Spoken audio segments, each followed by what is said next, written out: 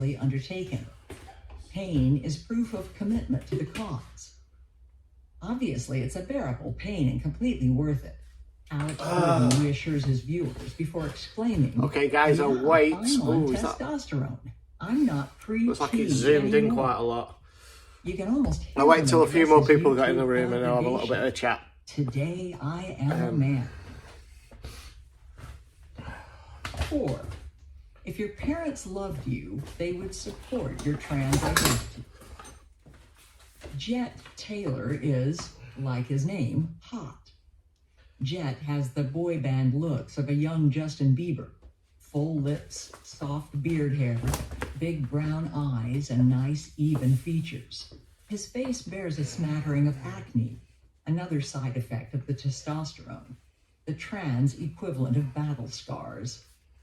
But he's not just a pretty face. Jet Taylor has a message. True love is unconditional love. Okay guys, thank you for joining me. It's been a while since I've done one of these live fitness videos. It's been a long time. Before Christmas even, and I've had so much going on. It's been difficult to try and do this. I just needed a little bit of time out, although I have still been training, particularly in jiu-jitsu. Thanks for joining me. What I'm going to do, a little bit different than normal, because I'm listening to stuff and educating myself while I train. I listen to a lot of audiobooks, and the book that's going to be playing in the background is called Irreversible Damage. By a lady called Abigail Schreier. She documented how this ideology is damaging young girls, particularly young teenage girls. So I'll leave that playing in the background, but I will chat to you as well. Do you recommend an assault bike over a Peloton Nordic bike? 100%. That's from Racer there. 100%. Recommend these assault bikes. I think the top one is the Rogue Echo bike. That's probably the best out there, but not far behind is the Assault Fitness air bike what I've got. Yes, I will be watching Paddy the Baddy this weekend, 100%. And I think he's although Justin Gaethje is a legend, I think he's just a bit, he's beyond his best. Whereas Paddy is peaking. Paddy's the new generation coming through. Do you have to move your arms on them every time you're on it? No, you can take them off, but it's ideally you want to have your arms on it as well. Okay guys, the training session today, it's just a long, slow pace, 4 quality workouts. So I'm not against the clock, so I'm going to be able to come and chat to you a little bit, but mostly I'm going to have the audiobook playing in the background as well, so you can listen to that if you wish. Yeah, thank you, Calvin, saying you love the American videos. Still got a couple more to come from America. I've got them backed up. I've been knackered, guys. You don't realise how much work has to go into editing the videos. Not to really, I'm not editing them to make them look a certain way. What I'm doing is I'm changing the angles of the videos because I use 2 cameras, cutting out all the boring bits. So they're watchable, basically. Will I be doing Bolton soon? Yes. Well, I'll be doing lots of different places. Hello from Ireland, from Mick. That was when's your next video out? That's from Victoria. I'm going to try and get a video out for tonight, for about, I don't know, tea time tonight, as we say in the UK, tea time. It's going to be somewhere between 4 and 6, hopefully. I'm going to do this training session, and then I'm going to get behind the laptop and get another video out. And then there's more to come. These are videos that are in the bank from me being out, American videos, and there's also some from Manchester. Then I'm back out on the on the streets. Brilliant, yeah. Hello from Gibraltar. I was there not long ago. That's Samantha. Yeah, brilliant news with the Darlington nurses. That was a partial victory because the man in his boxer shorts, Rose Henderson, was not found guilty of doing anything wrong. Yeah. Brilliant news for Jennifer Melee as well. is unforgivable. That was the lady that refused to call the paedophile. She called him Mister, which is what he was, and then he used some terrible racist slurs against her. You know, all these posters up on the wall. Let me just turn this down a minute.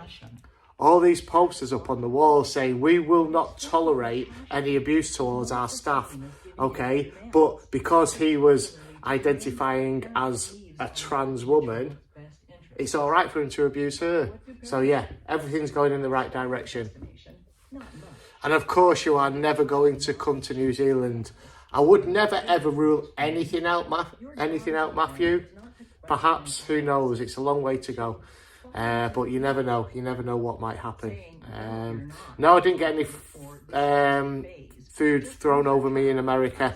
That's from Chris Tyler. I tell you, one of the best things that I've heard recently is I got an email off a lady called Kat Williams. She often follows the live stream. Now Kat's from New York, and she took inspiration from what I'm doing, and she made her own signs, and she went out on her own to Union Square to a trans rights protest in Union Square on her own, made her own signs, took her own camera, did some videos for the first time, and that was amazing, you know, because I've inspired somebody to do it, and I'm trying to inspire more people to do the same as well, guys. I'm going to end up answering all these questions and not getting my training done. What was the biggest difference you noticed between the UK and the US? Well, it seemed a lot more, it was a lot more pleasant actually in America. They weren't as badly behaved, the trans rights activists. Maybe it's because the police have got guns there in Washington. Doesn't seem that well behaved in Portland, does it? In Minnesota as well. Am I worried about what might happen to me? No, what will be, will be. I'm just going to keep doing it. Yeah, they'll never put me off. Right, guys. Leeds, another one from Victoria. Yes, Leeds is definitely on the cards. Sooner rather than later for Leeds. I can't say exactly when. My time is massively taken up doing this. I feel like I've been burning the candle at both ends, guys. I can't emphasize how much time the editing takes. You know, sometimes I'm up at like 4 a.m. I can get a lot of editing done early in the morning, get up at 4 a.m, sit down on my own, nobody else in the house is up, and bang, bang, bang, I can get the editing done. But it sometimes takes right all the way from 4 a.m. till 4 p.m. to get a video done. Yeah. Maybe have a bit of a break. Yeah, I mean, it's on the cards. I'm just going to slow things down. Could I hire an editor? I could, but then the videos wouldn't go out the way that I want them to go out. But yeah, I mean, I'm happy doing what I'm doing. Don't get me wrong. We are definitely making progress against this. What editing is your go-to? I use Final Cut Pro on because I've got a Mac. I've got a MacBook Pro and I use Final Cut Pro. So yeah, I just, like I say, Sue's recognised it. I am going to have to slow down a little bit, but I'm not going to stop, all right? One of the ways of slowing down as well was not doing these videos every morning like I used to do. Let me just stop this if I can. Yes, stopped it. Yeah, doing all these workouts every morning and doing a live with them was quite, you know, took quite a lot out of me as well. So I needed a bit of privacy to just train on my own and just get my thoughts to myself. So I might just do these once a week just to keep people updated. If anybody has been following what I've been talking about an upcoming court case with Sussex, I just got a text message off them earlier. I was supposed to be giving evidence against the activist that covered me in soup when I was down in Brighton. It was going to be on the 26th of January. They've just put that off to a later date, and they said to me, are you doing anything within the next 6 months, or have you got any holidays planned or anything like that? I haven't got anything planned at all. Yeah, you're seeing the two-tier policing. What I don't want to do, you know, you saw the 2 videos with the police from Greater Manchester and the way they behaved. What I don't want to do is turn this into a battle against the police. You know, because I will need them at times, I'm sure, if people come to me. It's not me against the police, it's me against the ideology, not the individual. I mean, it looks like I'm turning it on the individual activists, and I am in a way. You know, as you know, my modus operandi is normally to just stand and wait for people to come to me. When there's a protest on, if I'm a counter protester, I'm in effect going to them. So I need to be on my best behaviour when I do that, and I am pretty much. I will go and question them if they're shouting on the megaphone, if they're there standing, like in the one at the weekend, standing up allegedly for women's rights. Well, like I did, I questioned them, what about the women's rights, like Darlington nurses, Jennifer Milley, Sandy Peggy, all the female athletes, what about their rights? You see, you can call them out because their argument has no grounding in common sense whatsoever. So I'm gonna approach them and question them on that when they're doing a protest, when they're allegedly standing up for women's rights.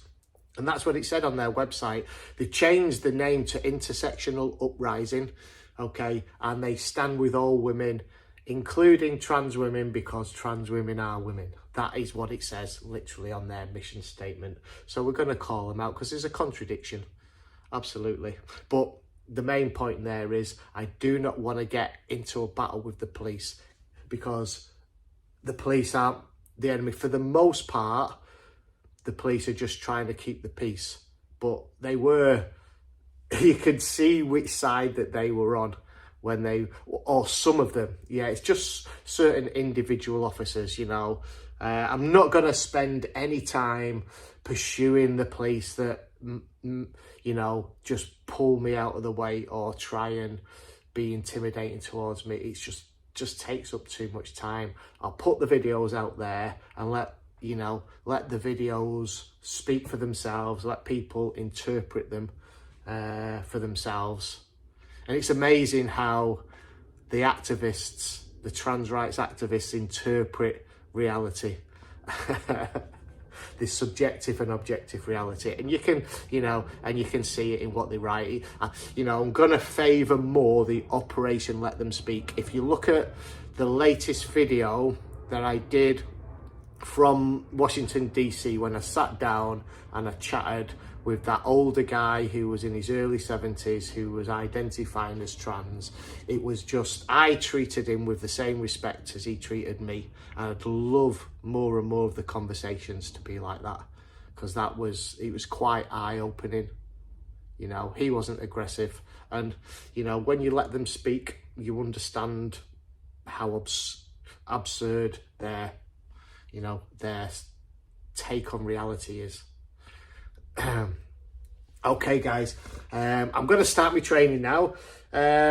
Instead of putting the music on in the background, like I said earlier, what I'm going to do, I've got my speaker here, it's going to be right next to the phone that I'm recording this on. I'm going to play the audio book of Irreversible Damage from Abigail Schreier. I think I'm in about, I've listened to this before, but I'm just like re-educating myself again. I think we're about halfway through chapter 3, and she's talking about the trans influencers. All right, so all these people identifying as trans going on YouTube, TikTok, Instagram, whatever. Tumblr was the other one, wasn't it? And how they're influencing the young people to believe they're trans. So I'll put this on, and I'll crack on training. So I'll have a little bit of interaction if I think about things, but more than anything, I'm just going to be training in the background, and I'm going to be playing the audio book for you to listen to. I've got a bit of skipping to do.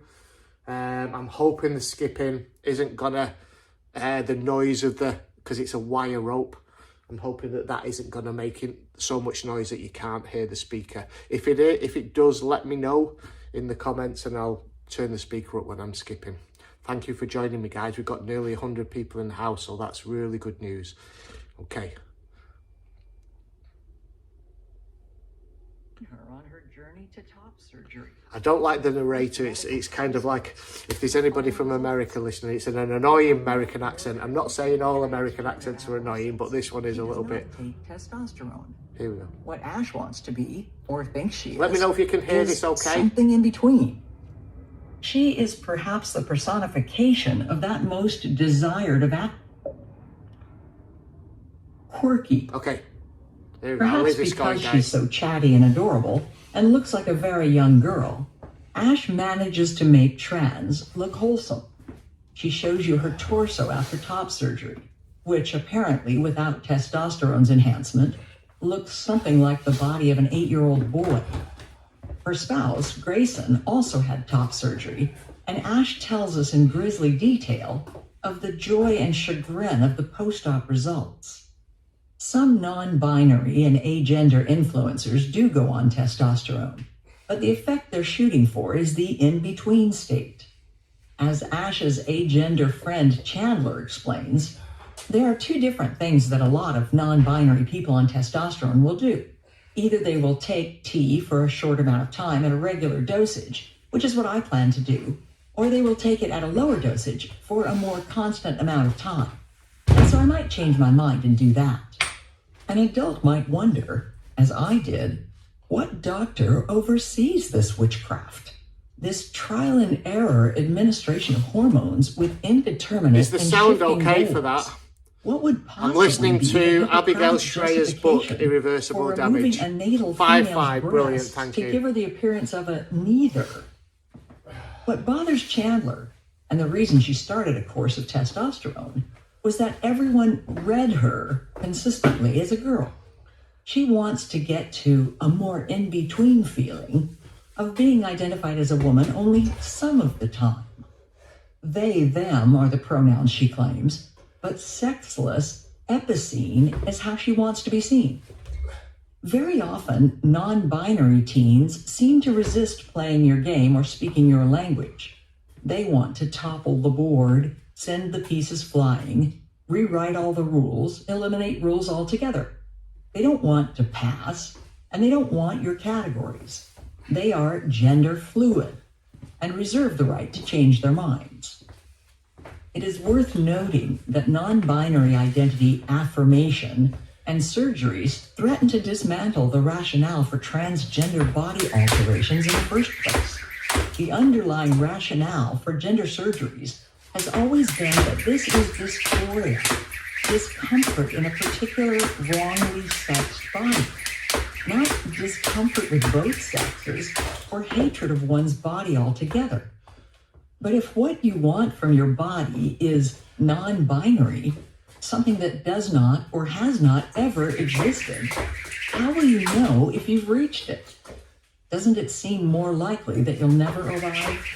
Like Michael Jackson's perfect nose, it may always lie one surgery away, just out of reach. Before I watched the videos and interviewed some of their makers, I didn't expect to like trans influencers. Many of the parents I've interviewed regard them as cult leaders or drug dealers, but I didn't dislike them. Riven with piercings and stamped with tattoos, battling the bouts of depression that strike like a summer storm, furiously and without warning, obsessing endlessly over their changing bodies. If these influencers are relentless evangelists for a dangerous cause, they also need all the love and care they can get. Ecstatic about being on T, pitying those who can't yet get access because their gatekeeping parents won't allow it. They are the undeniable drug and surgery boosters of the trans world. Many of them peddle misinformation, outright medical falsehoods, and just bad advice. They extol the glories of testosterone as if it were a protein shake, not a Schedule III controlled substance. They enthuse over double mastectomies as if they were of no more significance than a haircut. They refer to skeptical parents as toxic and encourage their audience to upgrade to a trans glitter family. They coach you to lie to doctors by inventing a history of childhood dysphoria or omitting your own mental health history. They suggest that suicidality looms large, but can be banished quickly with transition. Better to transition right now before your dysphoria demons overtake you. But they're all so young and so hard-bitten. They're giving the camera everything they've got and more, things they may come one day to regret. Their battles may be internal, but the scars are real. Shiny pink rivulets that slash their chests in half moons, just below where breasts used to be. They come across as the artful dodger, the swaggering street-smart pickpocket of Oliver Twist. Dodger's no model citizen. Then again, that isn't entirely his fault. Trans influencers claim to be having the times of their lives and exude genuine enthusiasm for the transgender identity. But they also seem to spend more time focused on their bodies than the average runway model. Their expenses are not inconsiderable. Testosterone can cost hundreds of dollars a month. Top surgery typically runs around $10,000. They remain constantly vulnerable to reminders of their birth sex, to the injury of being dead-named, someone using their birth names to refer to them, or misgendered, the wrong pronouns. They are beset by uncomfortable physical events that are, for them, a kind of crisis. Even after nearly a decade on testosterone, Chase Ross occasionally gets his period. They don't exactly pass, which makes it hard to imagine they're fitting in a mostly not transgender world. They're much smaller than the average man. They have more petite hands and slenderer faces. They seem doomed to snag double takes from passers-by when they want to, and just as often when they don't. Since they almost never undergo the phalloplasty necessary to achieve one of the defining features of manhood, it's hard not to see their male identities as fragile. A quick trip to a urinal, and the jig is up. Then there's the audience the influencers entertain, teenagers, a famously fickle and faddish bunch. It grants them rapt attention now, but it might just as easily lose interest. The gurus want you to believe their lives are full, that they have a lot more going on than just being trans, but that rarely seems to be the case. They will occasionally apologize, as transgender heartthrob female-to-male Wes Tucker has, for failing to upload videos on account of depression. They share every private crisis with hundreds of thousands of viewers. The internet shelters they've fashioned seem precariously close to the shoreline, vulnerable to the waves of public opinion or their next mental health crisis. There does seem to be genuine companionability among them. They give each other encouragement. They profess love and offer acceptance. Like glitter, they add fun adornment without the weight or encumbrance of an actual relationship. Their confessional videos are shown in schools, ostensibly to broaden LGBTQ understanding, and they queue up automatically on YouTube if Google wants them to. If you've ever felt different, anxious, or afraid, if you've ever felt like you don't really fit in, why, consider yourself at home. Consider yourself one of the family. We've taken to you so strong, it's clear we're going to get along. Chapter 4, The Schools. In June 2019, the policymaking arm of the California Teachers Association, CTA, met in Los Angeles at the Westin Bonaventure Hotel. On the agenda for the Public School Teachers Union's quarterly meeting were a number of routine items: the recent election of new officers,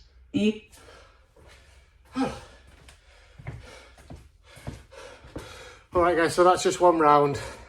should be 5 rounds. I might only do 3. I'll see how I'm feeling. So the audio book is called Irreversible Damage by Abigail Schreier. Okay, so it's a book I definitely recommend you to get, to either read or listen to it on audio book. I get it on Audible. Another good book would be Trans by Helen Joyce. Hello from Italy, Venice. Thank you for joining.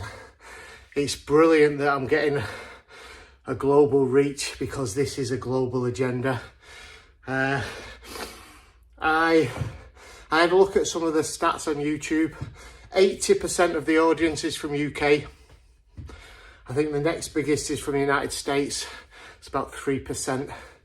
It's about 1.5–2%, I think, from Australia, and then many other places all around the world. Martin, ever thought of coming to Birkenhead? Are there any woke people, any trans rights activists in Birkenhead? Not sure. Yeah, definitely do it in Italy. I was just speaking before about a lady from the United States, Cat Williams. She took inspiration from what I do, and she started to do it in New York. She went to a trans rights activist protest in Union Square. She started a channel. She had some technical difficulties. It was raining, and she lost 3 conversations. She's only got 1 proper conversation on a channel. I've said when she goes out and does a bit more, I'm going to promote a channel, and then you guys will be able to see what she's doing and hopefully take inspiration from what Kat's done and maybe do the same. Right, guys, I'm going to do another round now. I'll put the audio book back on. Chapter 3, it's all about the schools. Okay, so I'll leave that to play in the background. So enjoy listening. You know, I'm just doing this in the background. Hopefully you can get some inspiration to do a little bit of exercise yourself. But listen to what Abigail Schreier is talking about on this audio book. Yes, a really good book if you can get round the annoying narrator. Okay, guys, so I'll speak to you again in a second.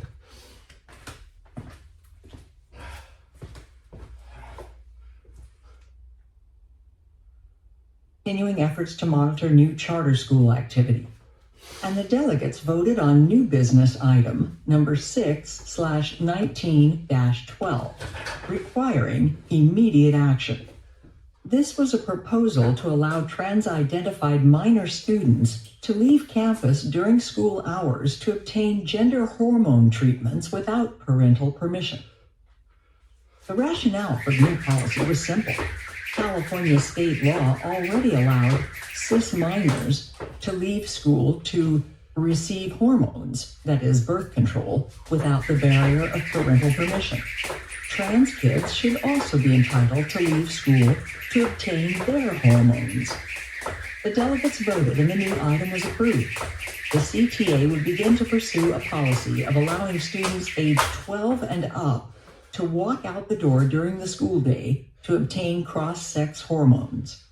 As if that weren't enough, in January 2020, the CTA's Civil Rights and Education Subcommittee kicked things up a notch. The committee moved to create school-based healthcare clinics that would provide cisgender, transgender, and non-binary youth equal and confidential access to a broad range of physical, mental, and behavioral services. Emphasis added. Additional votes are needed before this policy can go into effect.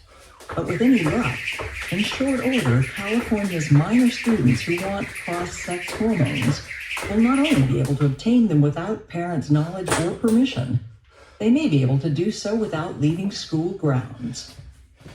Perhaps you're thinking, that must be the work of one rogue teachers union.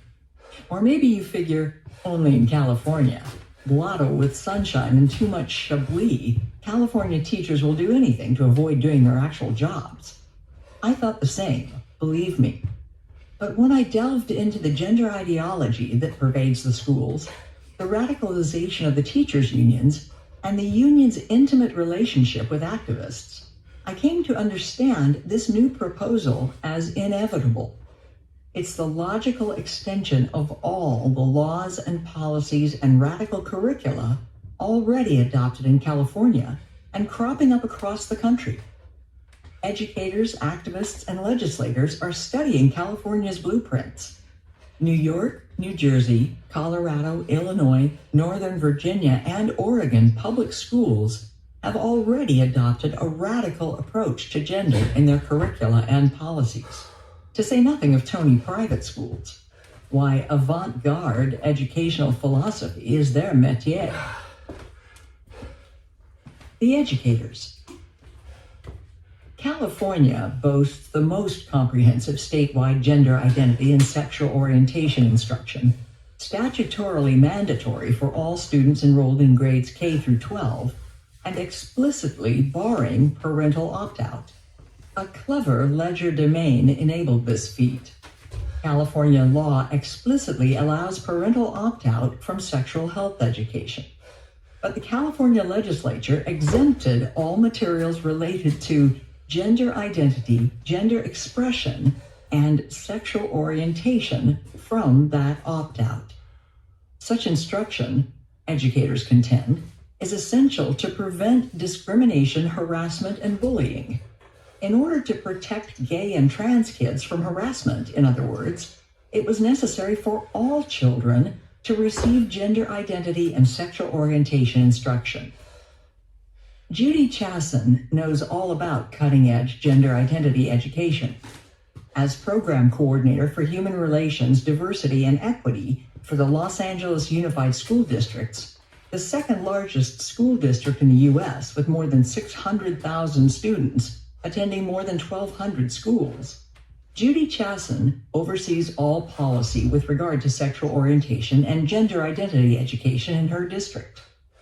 I knew gender ideology was a big part of her life the moment I received her email. "Dear MX Schreier," she wrote. I blinked. The X remained stubbornly in place. It wasn't a typo. According to her email signature, her pronouns are she, her. The role of schools has changed, she told me over the phone. Technically, we are an educational institution, right? Reading, writing, and arithmetic. Technically, that's what we are. That seemed reassuring. But schools have expanded to be the hub for a lot more social services and looking more holistically, emotionally at what's going on with children, she informed me. Looking at schools as a source of social justice. Our role continues to expand. The outreach now is profound.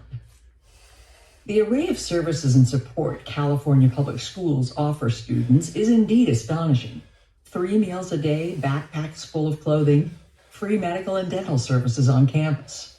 Public schools that provide these services might have good reason to assume they act in loco parentis, even with regard to matters that directly contravene the wishes and values of the actual parents. I think that society looks to schools, because we have access to children, to be able to address a lot of social issues. School violence and school shootings are 2 examples she gave me. Not that we're replacing family, but things that used to be the exclusive domain of family or society, we're now asking schools to look at those a little more intentionally. Many of today's educators regard the gender and sexual identity education kids receive from their parents as hopelessly inadequate.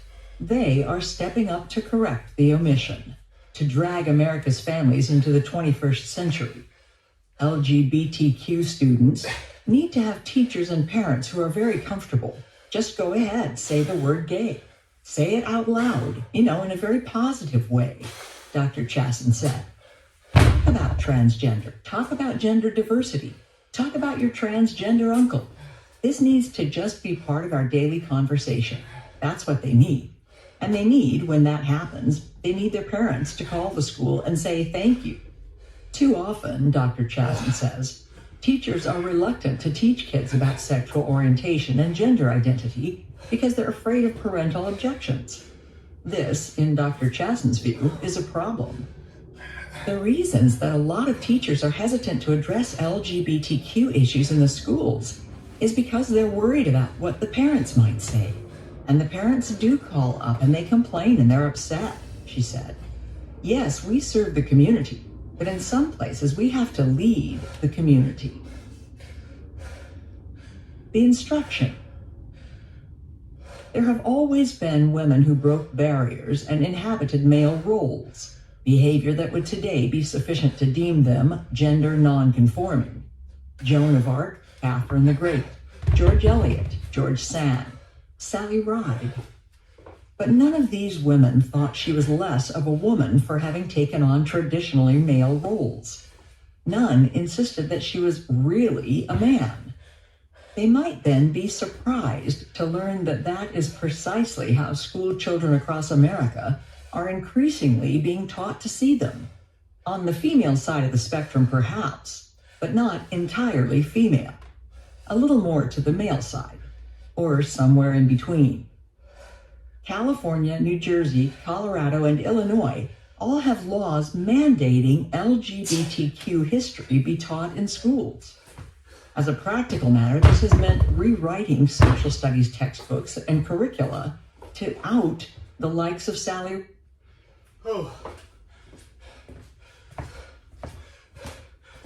Okay guys, we've still got 80 people in the house. Are you all enjoying the audiobook? One of the best ways I found of being informed on the subject is get these great audiobooks. Again, that one there, that's by Abigail Schreier. It's called Irreversible Damage.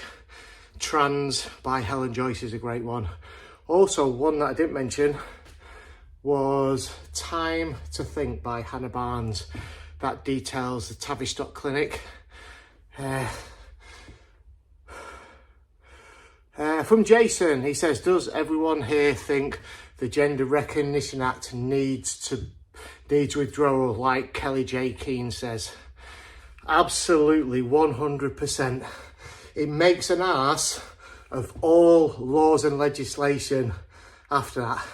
If they can create a piece of legislation which does not stand up to reality, okay, then, you know, and is completely absurd, why should we bother with any of the laws that they bring in?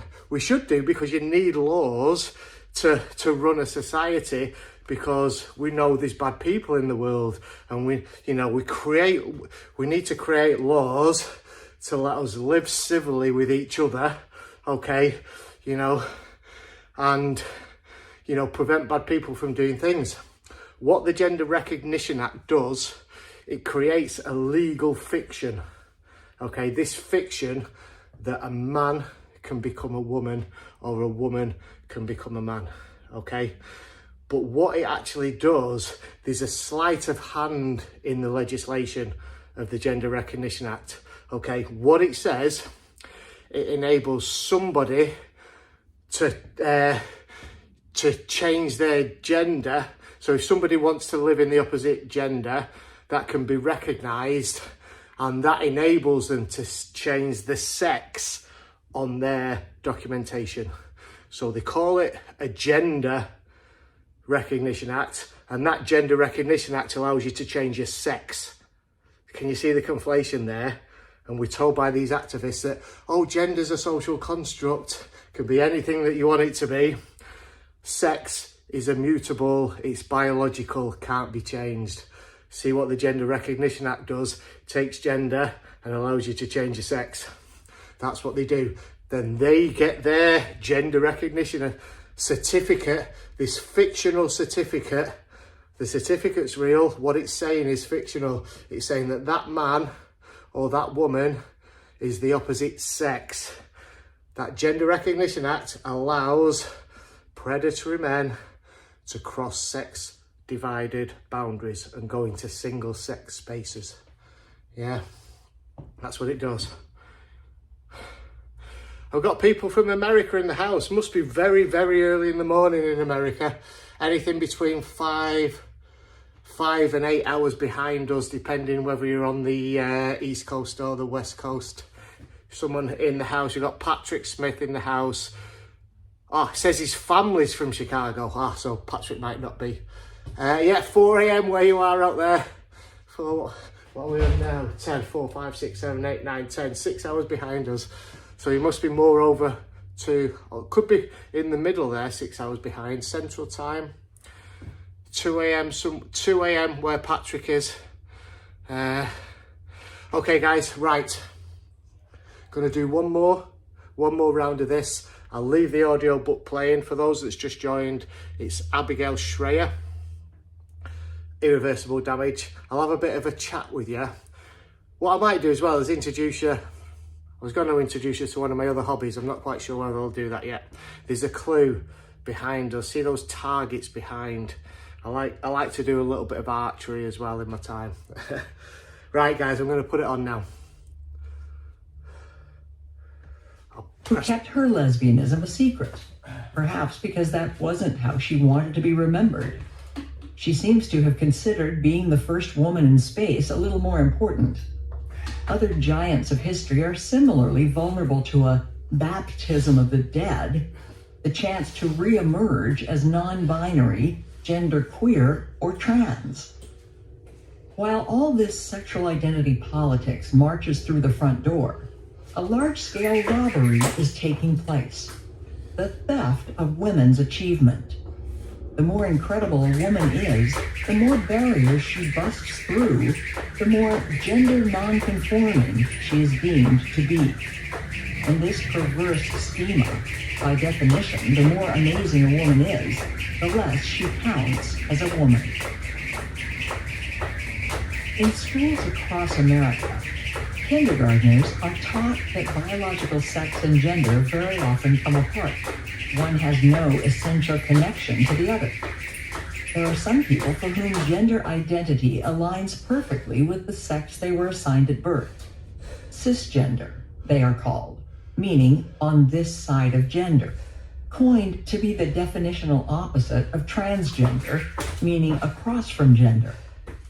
As it is presented in schools, cisgender often seems to be a null set. Faced with a heaping buffet of gender identities to choose from, it's hard to imagine everyone isn't at least a little bit something. Girls who like math or sports or are logical, boys who sing or act or like to draw are all gender non-conforming.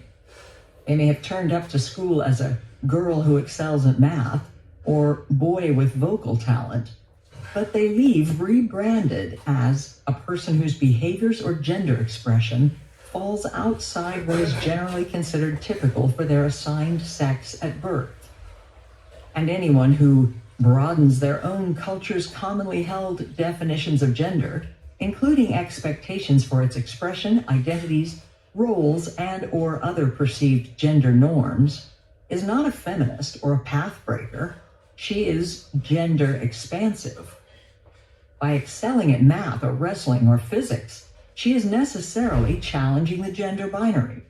She may even be gender questioning, but she is certainly not merely female.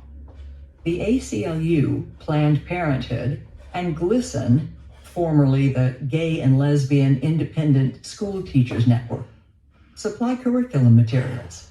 Their members are routinely brought into schools to lecture students on sexual orientation and gender. They provide teacher training and videos, and even coach the Gay Straight Alliance, GSA, a popular after-school club.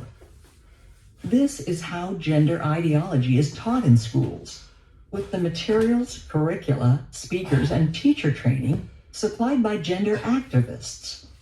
Kindergartners are introduced to the genderbread person and gender unicorn. Kindergarten teachers read from I Am Jazz, and the little ones are taught that they might have a girl brain in a boy body, or vice versa. Schools that administer this instruction never acknowledge that, as a scientific matter, it's gibberish. It is biologically nonsensical to suggest that a girl's brain, every cell of it stamped with XX chromosomes, might inhabit a boy's body. No mention is made of the fact that there are no diagnostic or empirical criteria for deciding that a biological girl is in fact really a boy. Nonetheless, This drivel is taught with the same sobriety and apparent thoroughness as facts about human reproduction and sexually transmitted diseases. Imagine if anti-vaxxer groups, also representing a position miles outside the scientific mainstream, were brought in to speak to students, asked to provide materials for health class, allowed to present their own versions of science, and offered a lectern from which to argue for the connection between autism and vaccination. It does not seem far-fetched to imagine that more students who had been vaccinated would begin to notice themselves fixating, struggling with empathy, misreading social cues, engaging in repetitive movements, and tending to self-harm, and diagnose mild cases of autism in each other. It would not at all. Just wanted to say, just so there's no confusion, I do disagree with Abigail Schreier there when it comes to the vaccination argument I've made. I've made no attempt to disguise the fact that I don't trust vaccines. Just wanted to make that clear. If you do, that's fine, I don't. And there's lots of evidence to suggest, unlike what she says. But the thing is, you can disagree with people on certain things. You don't have to disagree with them on everything. So just thought I wanted to make that clear, guys. The book we're listening to, Abigail Schreier, Irreversible Damage. Okay, let's go. Come on, play. Oh, the tablet's gone off. Please don't run out of battery.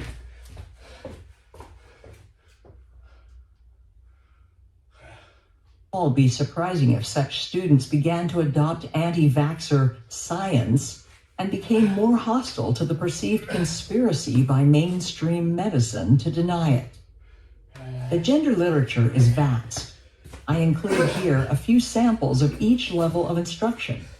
They are full of dogmatic insistence and gentle prodding. Where do you fit on the gender spectrum? How do you know? Are you sure? K through 6. What to teach kindergartners about gender identity? Begin by introducing preschoolers to gender stereotypes. Discuss gender with kindergartners, suggests the California Board of Education, by exploring gender stereotypes and asking open-ended questions, such as what are preferred colors, toys, and activities for boys or girls. It isn't hard to imagine that this might be the first time a young girl even hears of these stereotypes. Her Gen X parents may never have found it necessary to tell her that sports were once allegedly the exclusive province of boys, or that art, after being male-dominated for most of history, later came to be associated with girls. But gender ideologues make sure she learns that things like sports and math are for boys. It's essential that she learns gender stereotypes, because without them, gender identity makes no sense at all. And when a boy realizes that he enjoys some of the girl activities like painting or dancing, the revelation that he is not entirely a boy readily tees up. The California Board of Education provides, through its virtual libraries, a book intended for kindergarten teachers to read to their students. Who Are You? The Kid's Guide to Gender Identity by Brooke Pesson-Wedby. The author begins with a familiar origin story. Babies can't talk, so grown-ups make a guess by looking at their bodies. This is the sex assigned to you at birth, male or female. This author runs the gamut of typical kindergarten gender identity instruction. Who Are You? Offers kids a smorgasbord of gender options. These are just a few words people use: trans, gender queer, non-binary, gender fluid, transgender, gender neutral, agender, neutrois, bigender, third gender, two-spirit. The way baby boomers once learned to rattle off state capitals, elementary school kids are now taught today's gender taxonomy often enough to have committed it to memory. And while gender ideologues insist they are merely presenting an objective ontology, it is hard to miss that they seem to hope kids will pick a fun, gender-creative option for themselves. Lindsay Amer is an educator who identifies as queer, that is, outside the binary of traditional genders. Amer regularly visits schools to play her ukulele and sing a song Amer wrote for preschoolers. Think of it as the gender ideologue's answer to free to be you and me. It's okay to be gay. We are different in many ways. Doesn't matter if you're a boy, girl, or somewhere in between. We're all a part of one big family. Gay means happy. In her view, preschool kids must be taught about gender because this is when children are developing their sense of self. They're observing the world around them, absorbing that information, and internalizing it. What kids require, then, is the gender vocabulary to enable them to pick out their own point on the spectrum. According to Schools in Transition, perhaps the most widely used policy guide for dealing with transgender kids in public school, it is critical to recognize that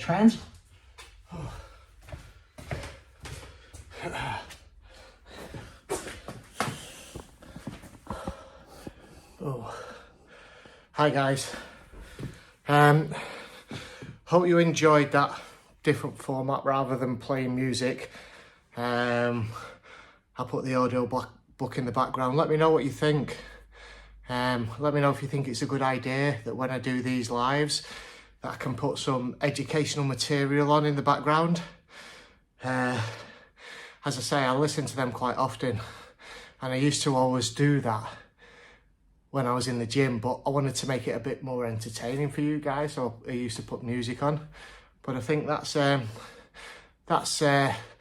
quite a good idea. So a few people saying they like that, so yeah, I might continue to do it. I'm not going to be able to do these like 4 or 5 times a week like I was doing before. It was just a little bit too much work. Greetings from Germany. Thank you. Thanks for joining us. I do need a little bit of private time. And I suppose, I think my gym workouts are that private time when I can do the listening to the audio book. But I'll do one of these maybe once a week whenever I need to give you some update of information and things like that. As I say, I was supposed to be in my first court case next week, the 26th. But I just got a message from Sussex Police this morning saying they can't find the court time. So have you got anything booked, any dates you can't do in the next 6 months? So that's going to be put off. I'm still waiting to hear from Greater Manchester Police about the attack outside Manchester Metropolitan University. I've had nothing back from that. And I've had nothing back from the young little pipsqueak, as I call her, the one that threw the beans on us in Nottingham. You know, I've no intention to really pursue that. She's a victim. This book, Abigail, by Abigail Schreier, Irreversible Damage, is talking about the harms being done to girls like her. So I think she'll just, I don't think this is going to go down on a record or anything like that. She's been referred to the youth offending team. Steve, get a video uploaded. I'm gagging for my fix. Says freaky deaky doo da day. Yeah, once I finish this, I'm gonna go. This should, as long as I get it done, be a video going up this evening sometime, somewhere between 4 and 6 o'clock UK time. Steve, you need to buy a Glock for home defence. Guns aren't, in Florida you don't even need a licence. Yeah, we've got different gun laws over here in the UK. I'd rather not own a gun actually. What's that saying there? I'll tell you what guys, let me put my glasses on and see if I can read these better. There you go, I look a lot different now. Darlington update. The update on the Darlington nurses, yeah, that's all in the media now. Don't need to cover that. It's really good what's happened there. The Darlington nurses, Christian Concern were the group that supported Darlington nurses with their as their legal team, the Darlington nurses have to pay that bill. So they're looking to people to help them. They've got a GoFundMe page somewhere. So go and check that out, guys, if you want to help support and help pay for the legal fees incurred by the Darlington nurses. Someone said, keep up I said hi to you Saturday outside Primark.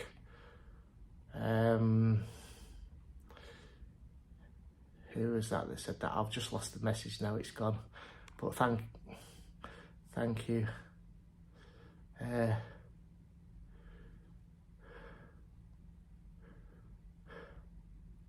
Are you ever going to open up a people joining you? I'm a gay male and I believe 100% what you say. I'd love to join you in the city. Is there any way I can get in touch? And that's from Flux. Listen, mate, I can't say in advance where I'm going, and even people that contact me on here saying where you're going to be, I can't tell them because I don't know if it's a trans rights activist purporting to be a friend. I hope you understand that, guys.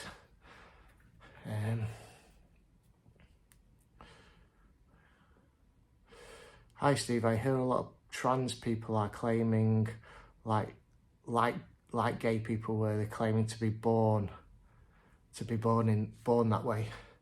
I've heard lots of conflicting stories about people saying that they were born gay or people choosing to be gay. I don't know, I'm not a scientist. If you were born that way, and I do believe some people are, I don't think, it's a question about a gay gene, isn't it? And I don't think they've identified that. But like I keep saying, I had a young mate at school called David who was very effeminate and he grew up to be gay. I know that there are men that have lived their lives as straight and had families and then turned around and said that I'm gay. Whether that's a choice or not, I don't know. I think you get conflicting views on people that identify as being gay, or people, I don't know, it's not an identity, is it? Although some people do use gay as an identity. As I say, what you get up to in your own bedroom, as long as it's legal between consenting adults, that's your business, none of my business. And I don't look up, I don't, you know, I'm, the thought of engaging in gay sex is an absolute turn off for me. You know, it just does not float my boat whatsoever. But if it floats your boat, then fill your boots. I'm getting closer to the camera because these are like, I think the 1 or 1.5 magnification. And if I go back this way, it's a bit blurred. But if I go this close, it's like it's in 3D. No, that makes sense. Well, most of the LGB community support you regardless. Thanks for the work you're doing. Yeah, thank you, Flux. Yeah, I don't know, mate, whether, you know, if you felt that way from an early age, you would probably say, well, I was born that way. I know a lot of people tend to, it appears that they choose that option later in life. You know, if like as I say, if it floats your boat, then go for it. What else have we got to say? I mentioned this earlier. You've seen the latest videos about the policing of the protest in Manchester. I've no desire whatsoever to get into any battles or conflicts with the police. You know, if ever I'm in trouble, I'm going to need them, and I would think that you people feel the same as well. Sometimes there are individual officers that don't do themselves any favours by the way they behave. Difference at the weekend was I was doing something different than I normally do. I normally go and I stand in the streets and wait for people to come to me. When there's a protest on and I'm the counter protest, I'm going to them. I'm being part of what they're doing. So there's a difference there. So I'm approaching them, which is not my normal method of operation. So I have to be very careful in the way that I conduct myself when I do that. There's a book called The Crowd, and I'm not referring to the book The Madness of Crowds, which is by Douglas Murray. There's a book called The Crowd by a guy called Gustave Le Bon. I think that's his name. Check it out. It shows how people behave differently in crowds. And you start to do things which you would not normally do left to your own devices, and everybody is susceptible to that. And I saw that a little bit in myself because there was a crowd and there were people on my side as well. I was behaving slightly differently than I normally do when I go out on my own. You know, I was approaching people. I was questioning people. They were shouting and chanting. So to get my voice heard, I had to shout back, saying things like trans women are men very loudly when they stopped their chanting and singing. And I was pointing out where the men were. So that could be interpreted as provocative behaviour. The first encounter I had, I've got these 2 videos out. So the first encounter I had with the police was when we were walking down Deansgate and they were banging the drum to a beat. So I started to kind of like dance to the beat of the music. My friend Brian next to me started dancing, and he was very much more, he can throw shapes better than I can, and he can move and dance better than me. I was just bouncing to the music, but we were kind of interpreted as being together and being provocative by one of the police officers there, right? And he manhandled us out of the way. Now, and then he created a gap. He briefed his officers to create a gap between me and the other group, what he called a sterile area. The fact that nobody complained about us being provocative, or not provocative, what word did he use? He might have used antagonistic. Oh, there's another word. I can't remember. It was his interpretation of it. Nobody complained. I wasn't slowing down. I was keeping my distance, about a metre or so in front of them, anything between 1 metre and 2 metres. But he decided to get a bit heavy-handed. What they're trying to do is get me to react. If I react to that, then what can they do? They could arrest me. Any excuse they want, they could arrest me, and then they slap an order on me that I can't go back into Manchester city centre. So that was the first event. The next event was, and it was a completely different protest, was the Girl Guides leaders protest and the mothers trying to protest to allow young boys to enter the Girl Guides. And so I just stumbled across that. Somebody pointed it out to me in the distance. So I was walking in that direction, and basically I thought, well, we've got to counter-protest this. So we were right in the middle, and they were the ones that came towards us. I went to that protest. Don't forget, that's me not standing there. They were there, and I approached their protest. And then I stood my distance within that, and then they all started to encroach and surround us. And then I moved away, and then when they'd spread out again, I went back into the middle, because what happened is the agitators from the first protest came and joined the Girl Guides protest. Particularly the girl with the short red stroke ginger hair that had the sign and kept waving it in front of my camera and shoving it in my face. She was the one that had the microphone in the first protest early on. She was there, so I went up to say hello to her, and question her. And also, here's the thing. there was the person that clearly looked like she had special needs. I mean, she was, I don't know the age, but she was either late teens or early to mid-20s. She clearly looked like she had special needs. She even had a fluffy toy, a fluffy shark under her arm, and she'd started to grow a beard. And I felt really sad for that girl. And I was talking to my camera, mentioning that, you know, I think she's been exploited and that she's got special needs.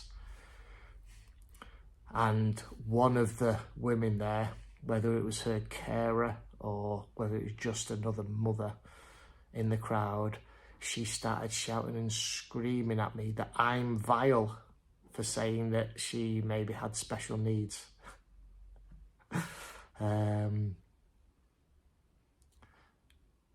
So that's, you know, an interpretation of events from her side, and then the police see that, and then that sergeant came, not sergeant, he was an inspector, came along, tapped me on the shoulder and started to say, I've watched the videos back, that I'm inching forward. And he also said I had agreed with another officer to stand in a certain area. Well, I wasn't inching forward and I never agreed anything. And then he stood over me. I mean, as you know, I'm 5'5", and he must have been about 6'2".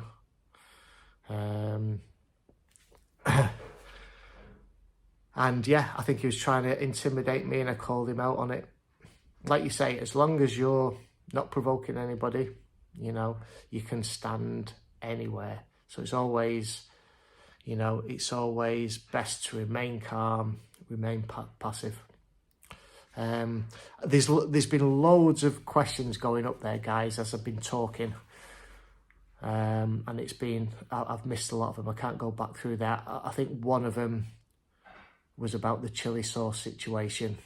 And unless I take a civil case out on that woman that covered me in chili sauce and smacked me in the face, the police have made their decision. They're not going to change on that.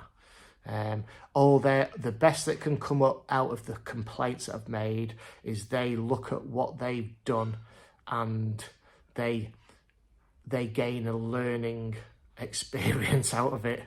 Yeah, it's a learning experience, and they'll change what they do in the future. That's the best that I could come up with. That's the best outcome that I can get. And then, unless I'm going to take this person to a civil court, whether I'm going to do that yet or not, I don't know. I don't know whether I've got the time or energy for it. I know from a righteous point of view, but that's then going to distract me from getting out on the streets and doing all the editing as well, because it takes up a hell of a lot of my time. And as I was saying earlier, I feel like I've been burning the candle at both ends a little bit. So it's going to have to slow down a little, perhaps. But I'm never going to stop. I'm never going to stop until we defeat this ideology, until it's banished, until these medical experiments are banished to history, like lobotomies,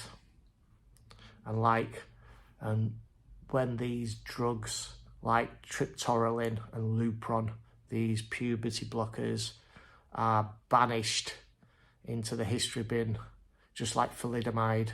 For any of the younger people here that are watching, that not from Generation X and the Boomer generation, you'll realise that it was the parents of the Baby Boomer generation were given this drug called thalidomide, which was a drug for morning sickness. And then what they started noticing a few years later, all these babies were being born with deformities. You don't see much, you don't hear much about it. They were born with, you know, arms and legs missing, or just little stumps for arms and legs. It was horrendous. And that was the drug thalidomide. You know, what Lupron and triptorelin are doing is, well, we call them puberty blockers. They're repurposed as puberty blockers. But what they actually are is chemical castration drugs. They use the drugs to chemically castrate sex offenders and paedophiles. They're also licensed as well for precocious puberty. That's early onset puberty in kids. And they're also licensed for their prostate cancer. There are adults that have grown up now that had precocious puberty, that's early onset puberty, that are now suing the pharmaceutical companies because they've grown up with brittle bones. I had one or two of them contact me telling me that they can't do any manual work because they have brittle bones, because they was put on these well, I don't want to call them puberty blockers drugs because that's just what they've been repurposed as. They're chemical castration drugs. I'm not a fan of pharmaceutical products in general. You know, some of them may do some good things, and I'd be a liar to say that I haven't had them, but I generally don't take anything now. I don't even take like paracetamol or anything like that. Let me think, what else is coming up? It's no secret this, it's all over social media on both sides. So the puberty blocker trial, which they're currently recruiting kids for, 226 kids. It's not actually happening yet, but they're recruiting them. There's a protest about that in Manchester this weekend. So if anybody can make it to Manchester, there's a protest, and it'll be in St. Peter's Square, which is a square that I was at the weekend just gone, and it'll be near the Emmeline Pankhurst statue, and it's I think it's the Women's Rights Network that have organised it. There's also going to be a counter protest, a stand up against transphobia counter protest. Yeah, from the usual suspects. So the ones that you've seen on the videos, you know, I'm sure we'll see all our TRA, our trans rights activist friends. They're all going to be there. So that's at 2 p.m. or 2:30 p.m. and there's going to be speakers there. So I know that Mr. Menno's going to be there. For those that know Mr. Menno, check him out. There's also a young man from Glasgow, a detransitioner called Michael. He's going to be there as a speaker. And I'm sure there's going to be lots of other faces that we know. Jessica's saying, will you be there, Steve? Now, I can, as you know, I don't advertise where I go in advance, so I can neither confirm nor deny whether I will be there or not. Okay? But I'm definitely going to be doing stuff this weekend. There's lots of places that I'm trying to get to. Like I say, I need to slow things down a little bit, but I'm still going to be getting out on the streets, and I'm going to try and diversify the places where I go to. I've been putting out videos at such a rapid rate. I hope you can appreciate that, guys. I got an email from YouTube, and they were saying that I'm in the top 10 of uploaders worldwide on YouTube. So when I say in the top 10, that's in the amount of videos that I upload and the rate that I upload. I'm in the top 10%. But it's a little bit unsustainable as well. I need, you know, everything in life is a balance, and we need to get that balance, and that's for you guys too. We need that balance. So sometimes I'm gonna have to slow down a little bit. But as I keep saying, I'm not gonna stop. You know, I need to spend a little bit of time with Sue as well. Sue's got my back. She's got my back massively. You see all the A4 laminate sheets that I was putting out. Sue's been gathering them and getting them printed off and laminated for me. And I'm going to be taking them out on the streets. I've currently got a list of, hundreds of sex offenders that identify as women. So I'll get them on the streets. But what I haven't done yet, and what Sue and I will probably do together, is we're going to get a list of all the people that are, all these beta males that are in female sports. Antonia's saying, how old is Steve? I'm 54 years old. I'm no spring chicken anymore. I'm really not. I've got a video to come out, what I got from the weekend. I'll put it out soon. And it was with a young student guy. And he said to me, you know, I'll paraphrase a little bit, but he's saying like, he's basically saying you've seen your better days, or the best days are behind you, and you're in the second phase of your life. And I thought, yeah, you're right, mate, but I've had a good one and I'm not slowing down. But what that video is yet to come as well. What will show, he was a young man, late teens, early 20s, probably late teens, but he really listened. He was saying, well, I've got trans friends, so what? It's not a problem. So I was explaining to him what the problems are. You need time for you too, Steve. Yeah, I know, everybody does. Everybody needs that time. Normally, these training sessions here, what I do on my time, and that's why I've stopped doing a live stream on all of them, so I need a bit of time. I will do one of these maybe once a week, once every 2 weeks, and it'll give me a chance to chat to you as well. But also the time to myself as well, what I have away from what I have with other people, is doing my Brazilian Jiu-Jitsu as well. So I get to see a complete different subset of people, if that's the best way to describe it. Guys that are absolutely dedicated to Jiu-Jitsu. They might have different political opinions than me. They live different lifestyles. A lot of them have got young kids. Oh, who's that from? Rusty Dashcams. I can see you. I can see that little avatar and icon, and it looks like you're in your jiu-jitsu gi, mate, and you're on some mats there. How long have I been doing BJJ? Os is, people say that at BJJ when they bow. So as they're getting onto the mats, or when they're gonna roll, or in a competition with a partner. I've been doing BJJ now for, it's like coming on almost 8 years, 7.5, 8 years. So I'm a purple belt now, mate. I've been a purple belt actually for 2.5 years. A lot of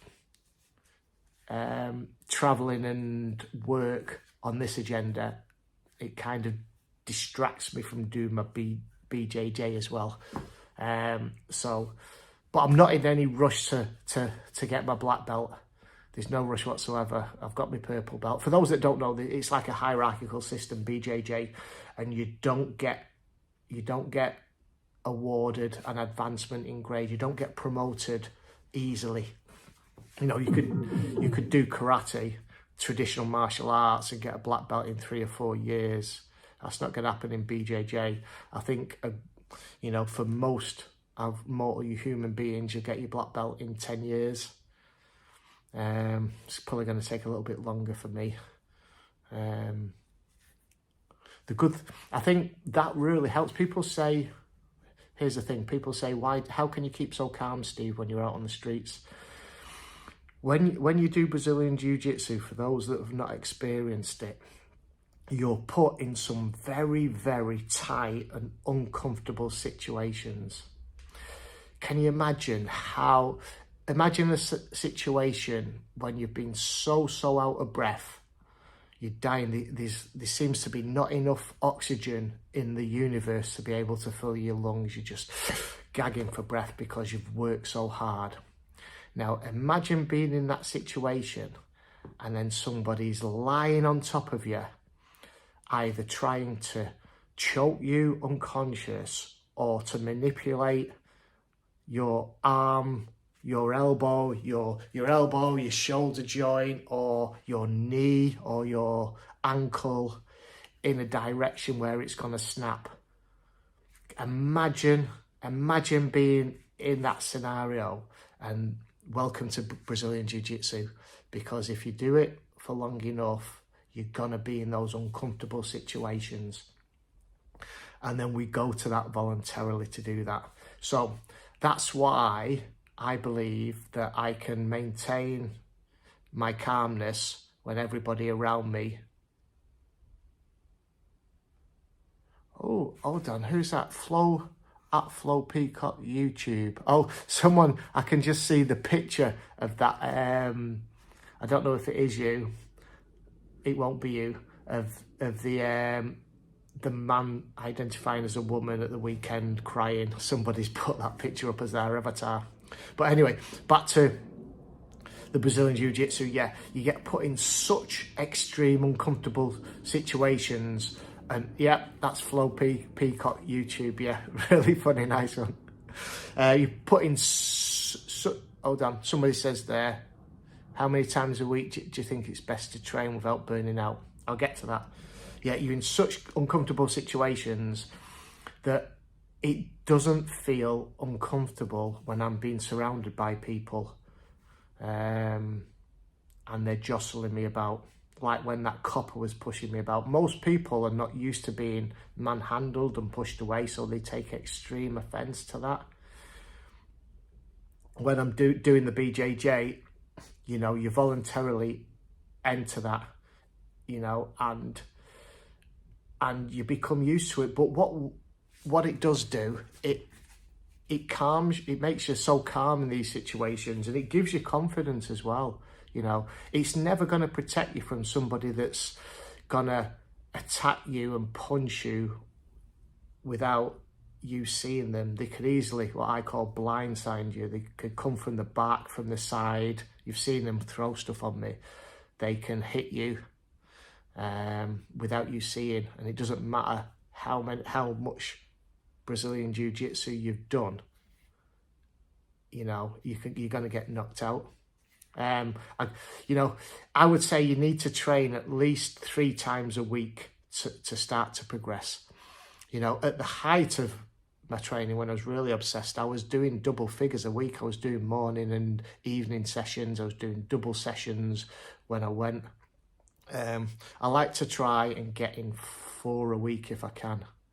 Oh, the Millennium Druid. Thank you so much for the £5 donation. I really appreciate that. Thank you so much. But yeah, it gives you confidence. And here's the thing, right? We were talking about the police there a little earlier, and intimidation. Oh, Red Man Dan, thank you so much as well. Thank you for the donation. It really does help. Yeah, I actually train at Brazilian Jiu-Jitsu with police officers, and I tell them, you know, I tell them what I'm doing. I show them the videos, and they support me. They absolutely support me. I know out in uniform, they're not allowed to express their opinions, and quite rightly so, they shouldn't. But it's great because I actually get to roll around on the floor and wrestle with police. And I obviously do that in a mutually agreeable environment and a safe environment, so it's really good. Freaky Doodah Day has put another avatar of Ponytail Mark II, just to add to the banter. Nice one. So yeah, I do get to roll around and fight with the police officers at the jiu-jitsu. I've got a guy. I won't say. I almost gave his nickname. Then I'm not going to do it. But he's actually, you know, certain police officers have specialist units for riots and stuff like that, and they generally have the bigger guys there, you know, like they call it the TAU in Manchester, the tactical aid unit, and I think they call it the TSG down in London, the tactical support group. I think it's basically the riot cops. will he ever get to Derby City Centre? Hopefully, Swami. Hopefully one day. Yeah, so I've got a mate that's in one of these riot squads, and he's a big guy, and I like to wrestle with him as well. That's really good fun. But he's a hell of a lot bigger and a hell of a lot stronger than me. I love gi choke holds. What's my favourite gi choke? Probably the Babbo. I like the Bravo choke. I like the baseball bat choke as well, from the bottom. You know, for people that don't know, a baseball bat choke is if you're underneath somebody and you can get an overhand and an underhand grip like that, like you're holding a baseball bat.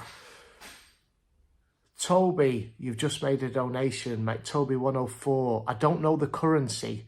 It says D, and then you've sent 100,000 Ds. I'm taking it. That's not dollars. Thank you so much, mate, for that donation. Are you off out? Okay. Yeah. That's Sue going out. All right, sweetie. Just give us a sec. I thought I'd do a live to people. I figured that. I didn't think you'd come to yourself. Say hello. Okay. Hi and bye. Oh, there you are. Hi and bye. Right, when you're back, sweetie? 12-ish. 12. Just after 12. After 12, okay. No, I shouldn't be too long. Yeah, all right. Okay. 100,000 dongs. It's Chinese. I don't know. Is the Chinese currency? I don't even know what it's called. The yuan. I can't remember. You're right, Flo Peacock. Sue is an absolute legend. She's the best thing that's ever happened to me. Hands down. Vietnamese dong. Ah, right, okay. What about the MID? Remind me of what MID is again. The Chinese yen.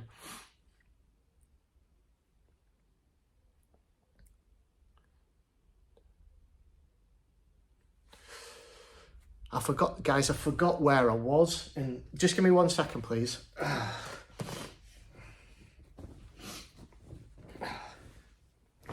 Because I'm in the gym, there's no heating in here and it's a little bit cold.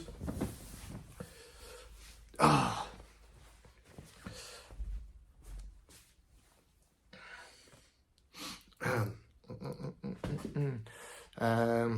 Hi from Australia, guys. Somebody just said there, the best trans person is Emily Howard. So you know that I maintain that there's no such thing as trans or no such thing as transgender. It's because you've got all you've got is males and females.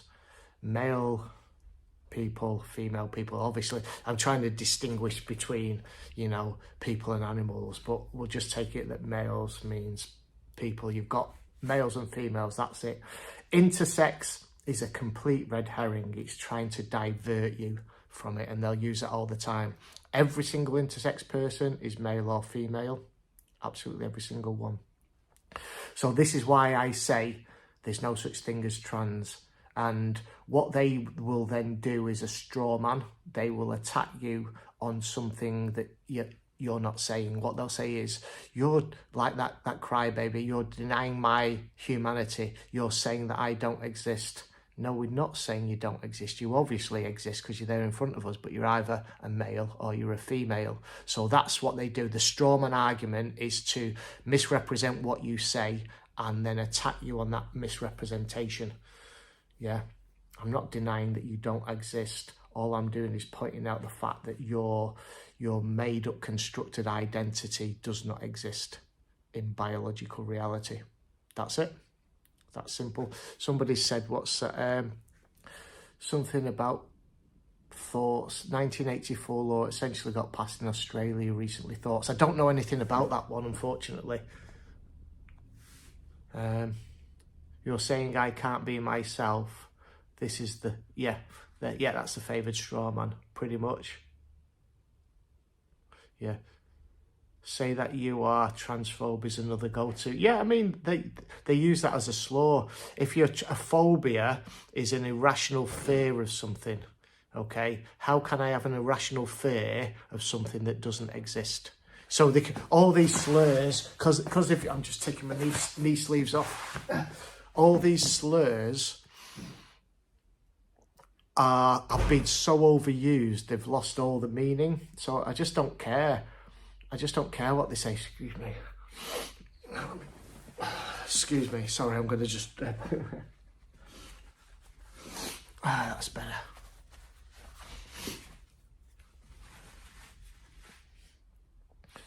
Let's have a look. Yeah, that's a brilliant one there. Van Mars, if gender and sex are different, why do you need to change your sex to reaffirm your gender? I think Birmingham's another one on the list as well. All the big cities are there on the list, guys. So I will be going to all of those. Let's see what else people have been asking. When I'm chatting, guys, I can't see all the questions that go up. Oh, my kids have started the indoctrination in school. Because of you, I've given the tools to combat. Brilliant. That's Janet Rathbone. It's nice to hear that, Janet. You do need to go in and challenge the schools, because that's where they're getting indoctrinated. It's absolute, it's caught us sleeping. It's caught everybody sleeping, the way that they've been pushing this. Oh, Stephen, please support Enoch Burke. Yes, I will do. I should apologise. I've not mentioned Enoch Burke that much, and I really should have done so. My bad for that. I will mention it on some of the videos as well. So for those people that don't know about Enoch Burke, he refused to use a child's preferred pronouns in school. I think, was he a German? Did he teach the German language? I think he was a German teacher. So check it out. What Enoch Burke, he refused to use the child's pronouns. Now, correct me if I'm wrong. That wasn't the reason they ended up in jail. He got suspended from school, I believe, maybe sacked. And again, correct me if I'm wrong. And he kept returning to the school. So they've had the security guards stopping him from getting there. And then he was given a court order not to go back to the school. And then he continued to go back. So they got him on a breach of a court order. If anybody knows more about it than me, please let me know in the comments. But I think that's it. So he's always gonna go back. So I mean, he's such a man of principle, Enoch Burke, and I support him all the way. But we know that every time he goes back to the school, he's gonna get arrested and sent back to prison. I mean, big up for him for doing that. He's standing by his principles. I think that's the situation. Norwich, yeah, I think Norwich is on the list there. Cloud V. What's the other one? Holly and Schofield was promoting trans children on ITV daytime a few years back. I did not know that. I was asked a little bit, yes, I know everything. Somebody asked me earlier and they're talking about her practice, her gender GP practice. That's Helen Weberly. I do know quite a bit about Helen Weberly. I think, here's the thing. I think that Helen Weberly should be platformed. I think get her on the platforms and let her speak. Because the more that Helen Weberly opens her mouth, the more that Helen Weberly projects her opinions on people, the more people will realise how fucking crazy and stupid Helen Weberly is, all right? So the more she talks, the more right-minded people are going to go, who is this fucking idiot, right? And she's responsible for damaging so many young people.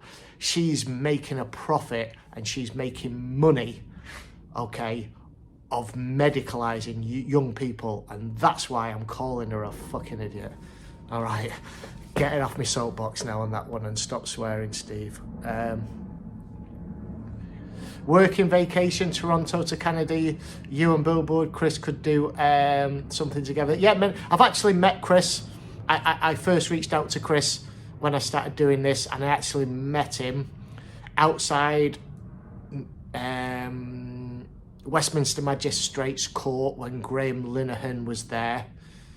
And I also saw him at the Unite the Kingdom event. I only saw him in a distance and waved to him at the Unite the Kingdom event, which was in London, just a few days after Graham Linehan's trial. Chris, Billboard Chris Elston, he's currently over in Davos.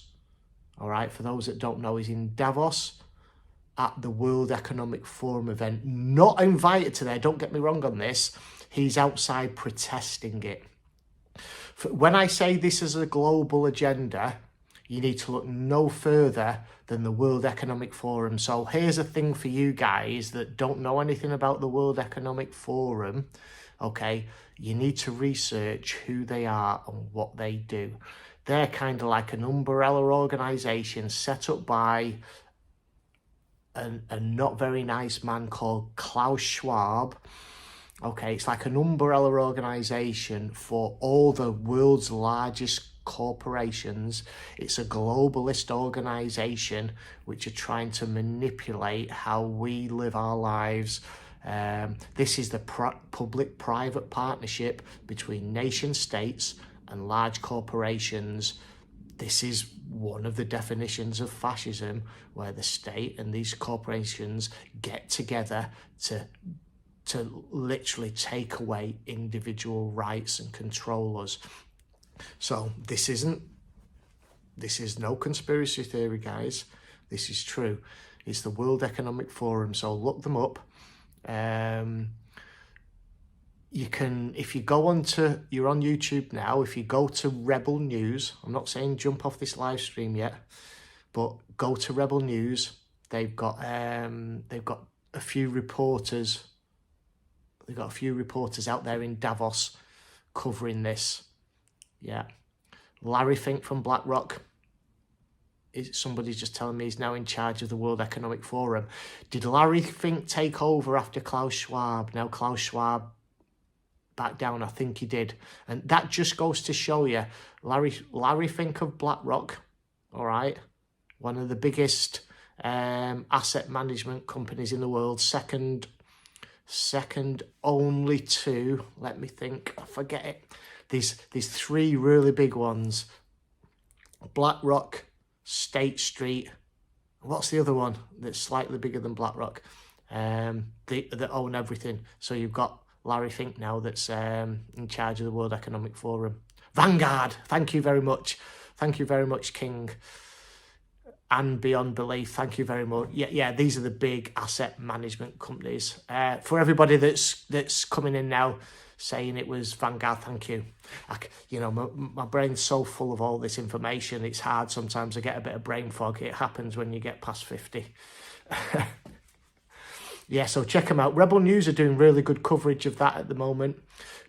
Billboard Chris is over there.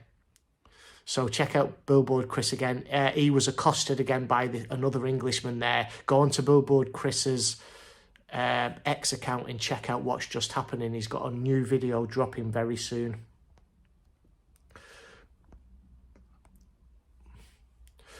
Will I go out of Britain to Brussels, Amsterdam and Berlin? That's from Unable to Be. I'm going to try and get out internationally even more. As I was saying a little bit earlier, I'm going to... The upload rate that I've been doing has been in the top 10% of YouTube, and I can't sustain that at the minute. But I'm not going to stop. I will get to places eventually. I'm not always going to be in Manchester, but when there are events in Manchester, like there was last week, I'm gonna go to those. But I will try and get around. Will I come to Wales? Yes, I will go to Wales. Wales isn't too far from here. Yeah, we're just not going to stop. I mean, there might be plans for Sue and I to do a bit of tour of the UK. For memories, not likes, has just posted Leeds ? Yes, as I said earlier, Leeds is definitely on the cards. Yeah, so expect me there at some point.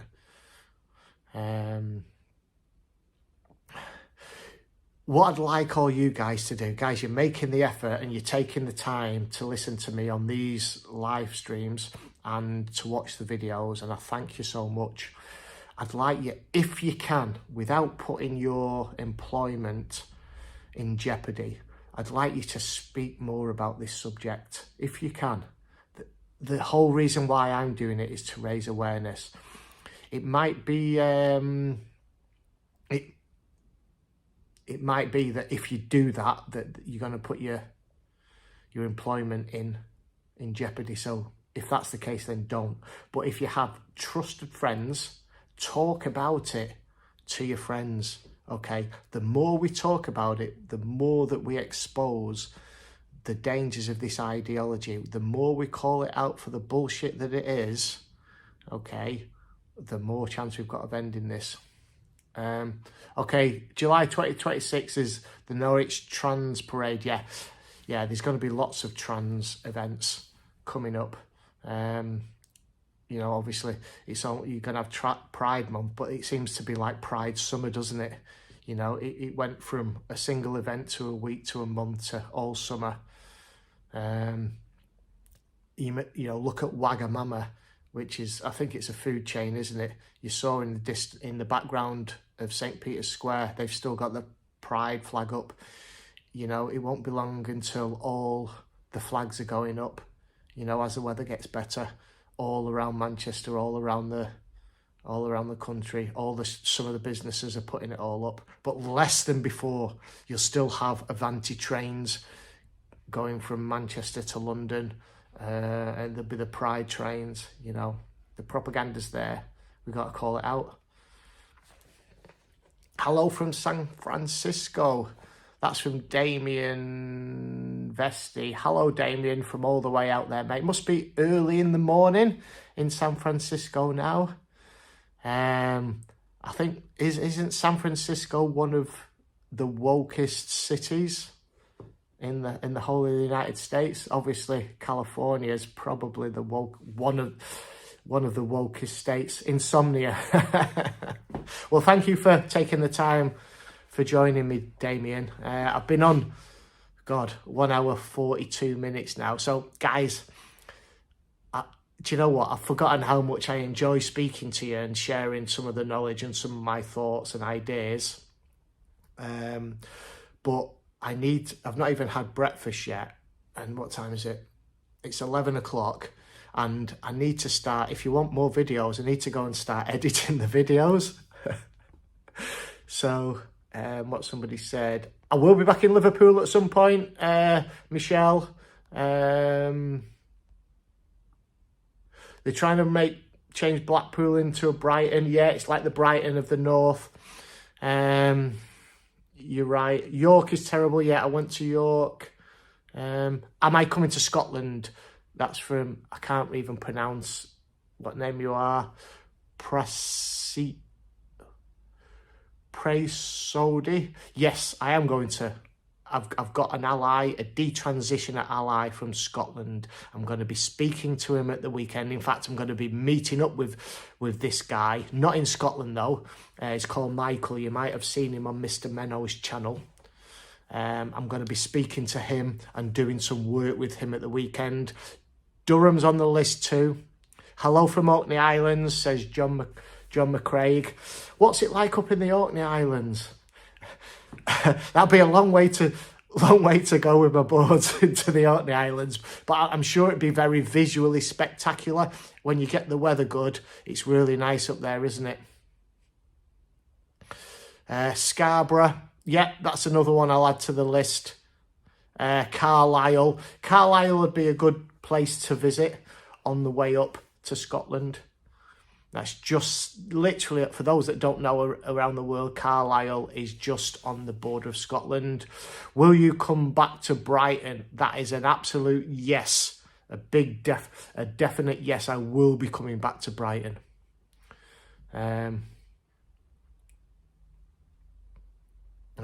Middlesbrough, Stockton, yeah. Bournemouth is right near Brighton. I was going to do Bournemouth. Oh, somebody said, yeah.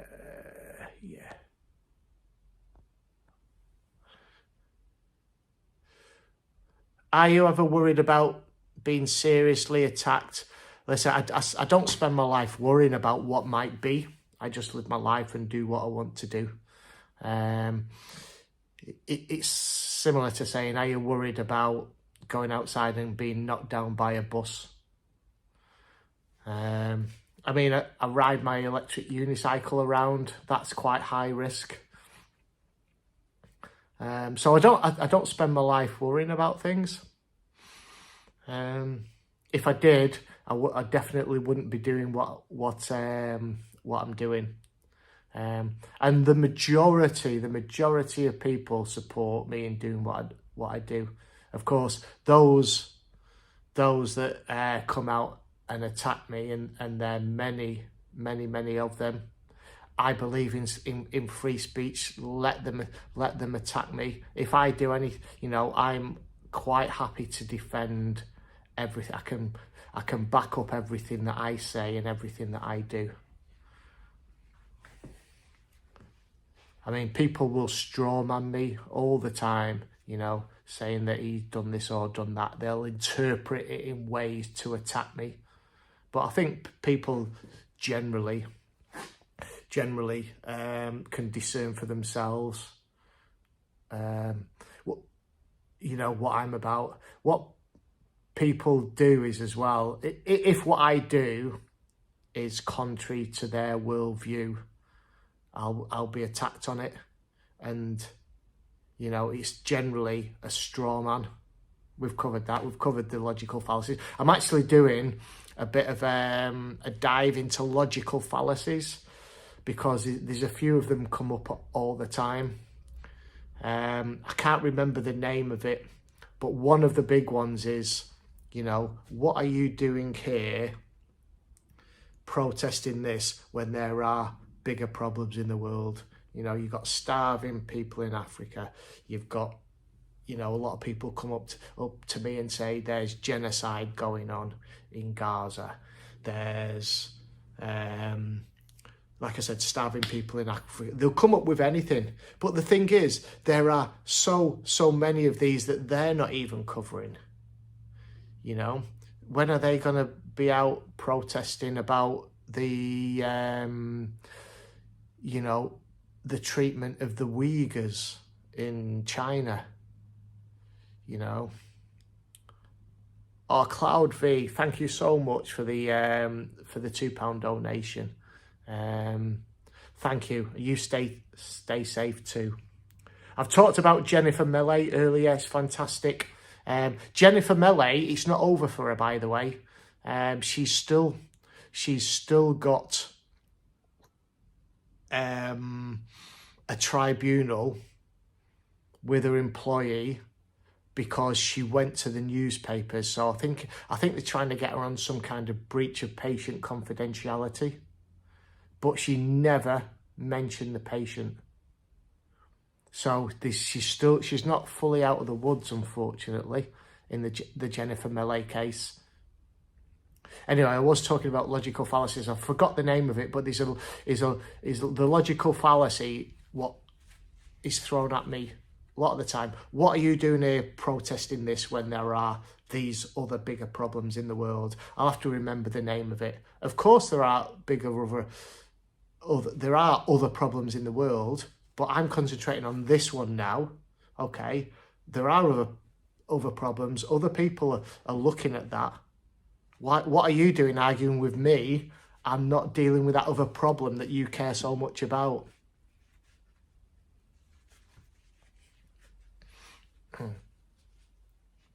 Avoiding the issue is fallacy, yeah. I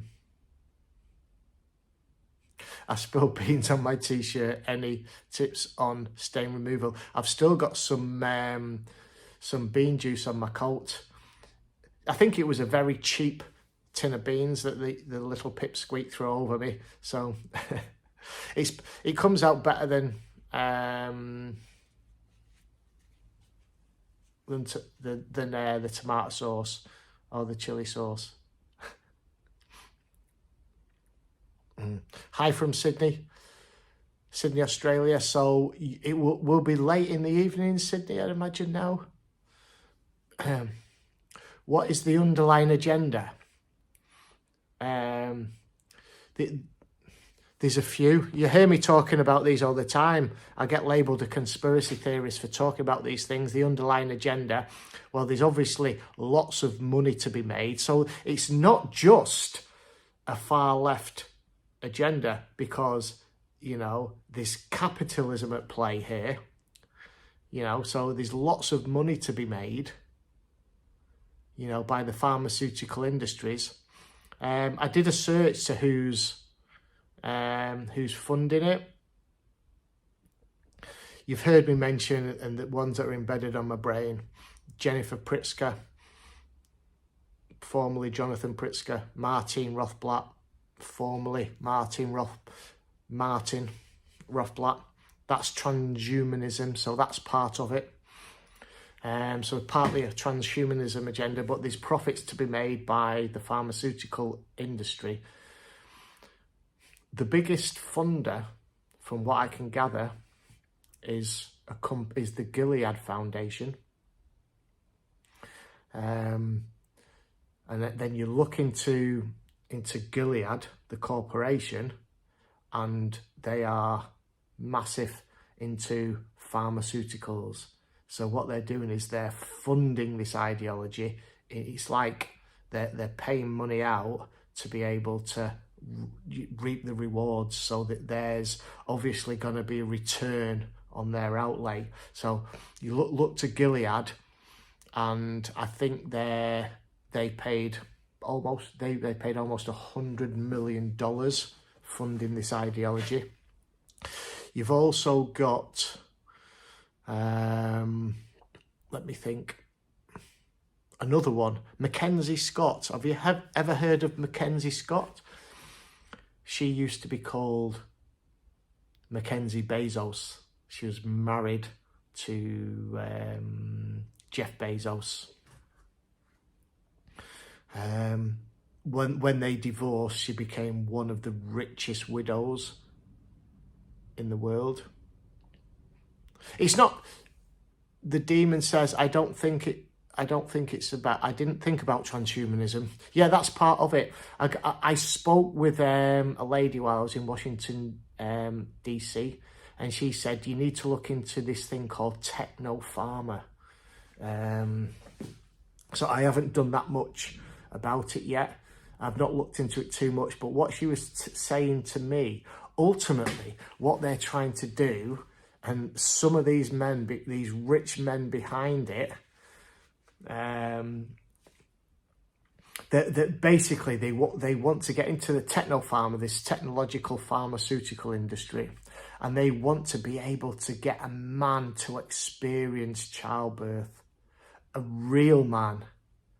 Not just a woman identifying as a man, not bloody Logan Brown who wrote In My Daddy's Belly.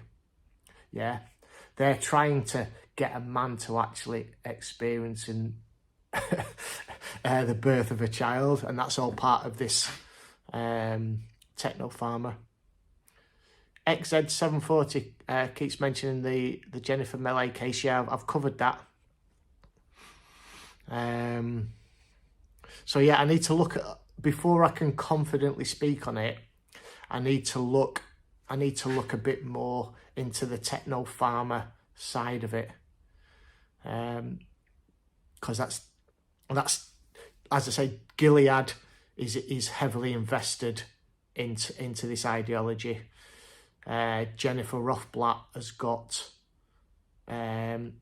what Jennifer Rothblatt wants to do is to create human organs She wants to be able to transplant pig organs into the human body. Did I say she? Jennifer Rothblatt's a man. Oh shit, I've got Martin Rothblatt. I'm getting Jennifer Pritzker and Martin Rothblatt mixed up here. Sorry about that.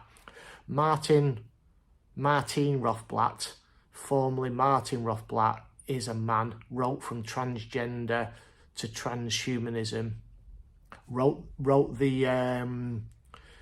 that book, and is heavily invested in the world's biggest pig farm. So, breeding pigs for organs to be transplanted into humans. Techno-farmer it is it? I don't really know. Techno-farmer. Yeah, it was mentioned to me by a lady that I met in Washington DC, so I need to look more into it. And that's the one, the fallacy of relative privation. Just looked it up. I have to try and get that term embedded in my head. That's when, why are you concentrating on this problem when there's this other problem there? So I will be definitely looking into that. I can't believe it, guys. All of a sudden, we must have hit an algorithm with YouTube, because I generally talk to, I don't know, anything between 15 to 50 people on here. All of a sudden, we've got 1,891 people that have just come into the house.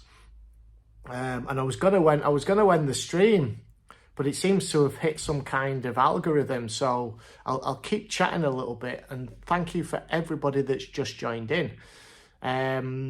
If this is, I'm going to do a quick rewind and recap then to what I've been doing, because we've got a massive new audience. For those that are just here, I'm starting right from the beginning. This is, so my name's Steve James, or people know me as Steve James, and I get out on the streets similar to, I took inspiration, shall we say, from Chris Elston, Billboard Chris. And he's spent 5-6 years now standing on street corners with signs, trying to raise awareness of the harms that are being done to kids through from this gender ideology. So kids taking puberty blockers, taking wrong sex hormones, the opposite sex hormones, and going under the scalpel. So I literally took inspiration from Chris, but what I've done slightly different from Chris is I've also, I focus not just on the harms to the children, I also focus on the harms to women, what this ideology is doing, you know, where it allows men, it gives them the golden ticket to invade women's spaces, you know, and that can be anything from toilets, locker rooms, sports, hospital wards, rape crisis centres, all this kind of stuff. You know, so I raise awareness of that. But ultimately, as well, not ultimately, but I've got to look at what skin I've got in the game. Russell, thank you so much for the donation. I really appreciate it. What skin have I got in the game? I'm not a woman, and I don't have kids in school, okay?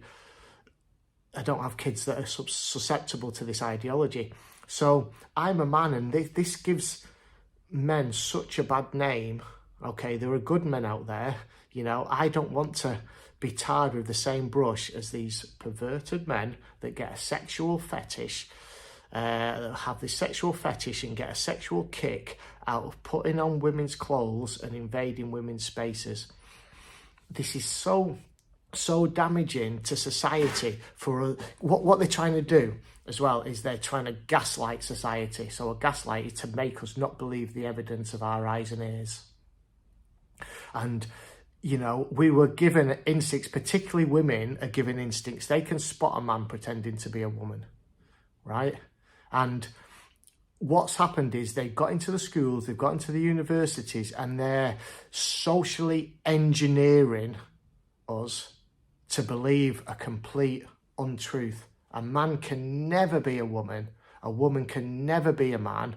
Intersex is a red herring which affects only 0.018 of the population, and even those with intersex are still either males or females.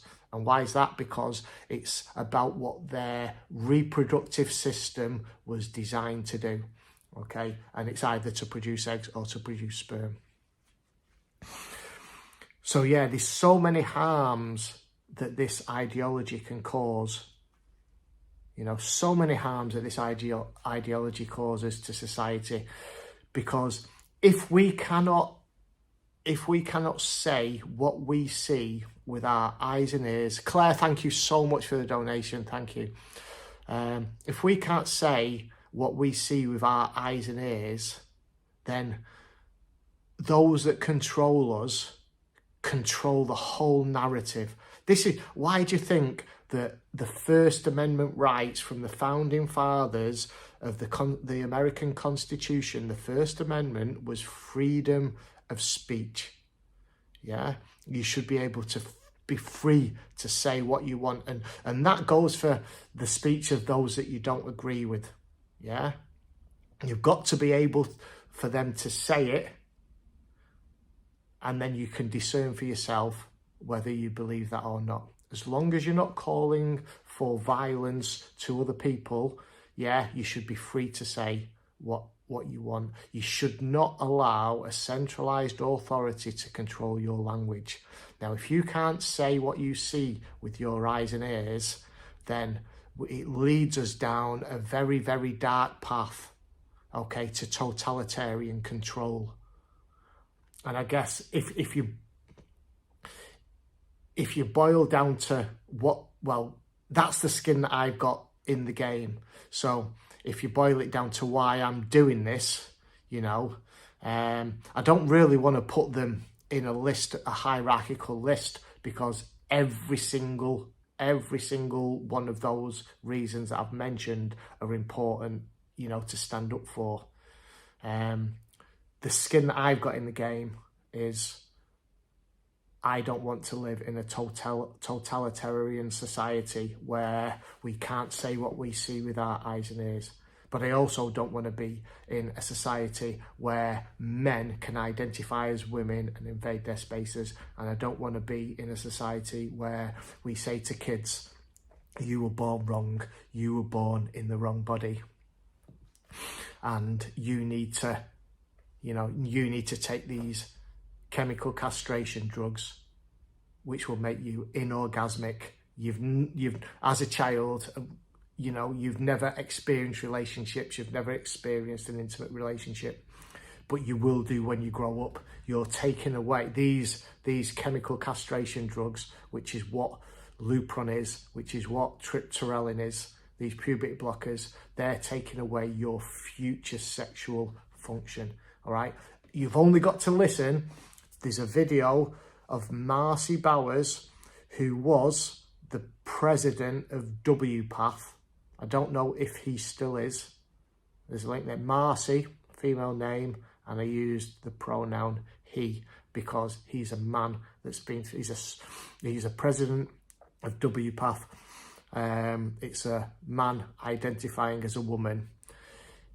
WPATH is the so-called World Professional Association of Transgender Health, all right? It's a bunch of cranks and activists, basically, but a lot of countries adopted their policies and their so-called standards of care. You will hear them speak, you will hear Marcy Bowers talking about any child who was put on puberty blockers at Tanner stage 2, which was the beginning of puberty, has never gone on to experience an orgasm, taking away their future intimate relationships, their future sexual pleasure in an intimate relationship. This is why children, they can't consent to something that they've never experienced. And the parents, you know, people say, oh, well, it's up to their parents. You know, their parents can advocate for their child, right? You cannot advocate for child abuse. Parents cannot abuse their children, and that's what this is, child abuse. God, guys, thank you so much for everybody that's tuned in. This was basically my morning workout video, and I then do a little bit of a chat at the end.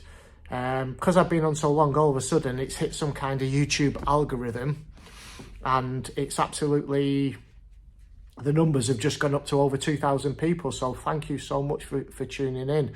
I really do appreciate it. For all those that have tuned in and I'm going to do a bit of an advertisement, because it will really help me in getting this ideology even further. If you've not subscribed to the channel, please caution nothing. Please take this moment to click that subscribe button and then click the bell to get notifications. I've been one of the biggest, I'm in the top 10% for uploading videos on YouTube. I got an email off them just a couple of weeks ago. And the work rate's been quite exhausting, but I'm doing the best I can to raise awareness to the harms of gender ideology. You know, people are waking up to it. The more people that wake up to it, the more people see the harms that have been done to these young people. The more people that see how many men are going into female spaces, the more people realise that this is absurd and needs to be stopped. You guys that are watching can really help. Please spread the videos. Please talk to your friends, talk to your families about this ideology. If you've got young kids in school, go into the school and ask them to show you what they're teaching in sex and relationship classes. And if they don't want to tell you, once you've asked them, demand that they show that to you. Yeah, because they're getting into the schools, they're getting into the child's mind. It's so confusing to young people. For those that don't know, I'll just cover this again. Weekend just gone, there was 2 trans rights activists marchers in Manchester city centre. I'll just cover the second one for now, and I didn't know this was on, but somebody pointed it out in the distance, so I went over to check it out. It was a group of predominantly women who were Girl Guide leaders and mothers that were protesting because they have stopped allowing young boys to enter the Girl Guides. Now, there's a clue in the title. It's Girl Guides. Yeah?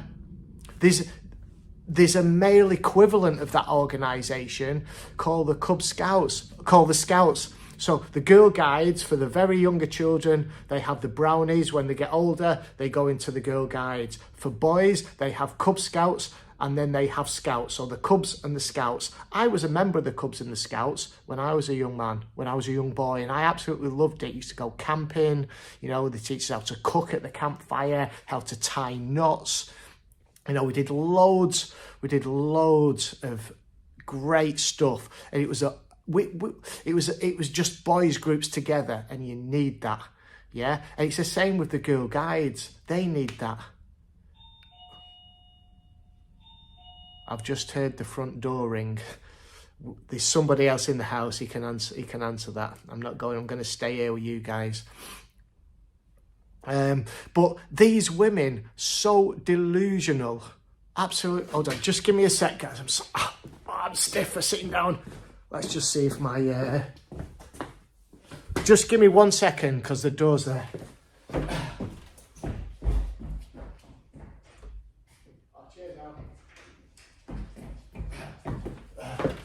Okay, I'm back, guys. I'm back. Sorry about that. I was just making sure that the door was answered there. Yeah, it was, the level of delusion was unbelievable. Ladies that are in the room,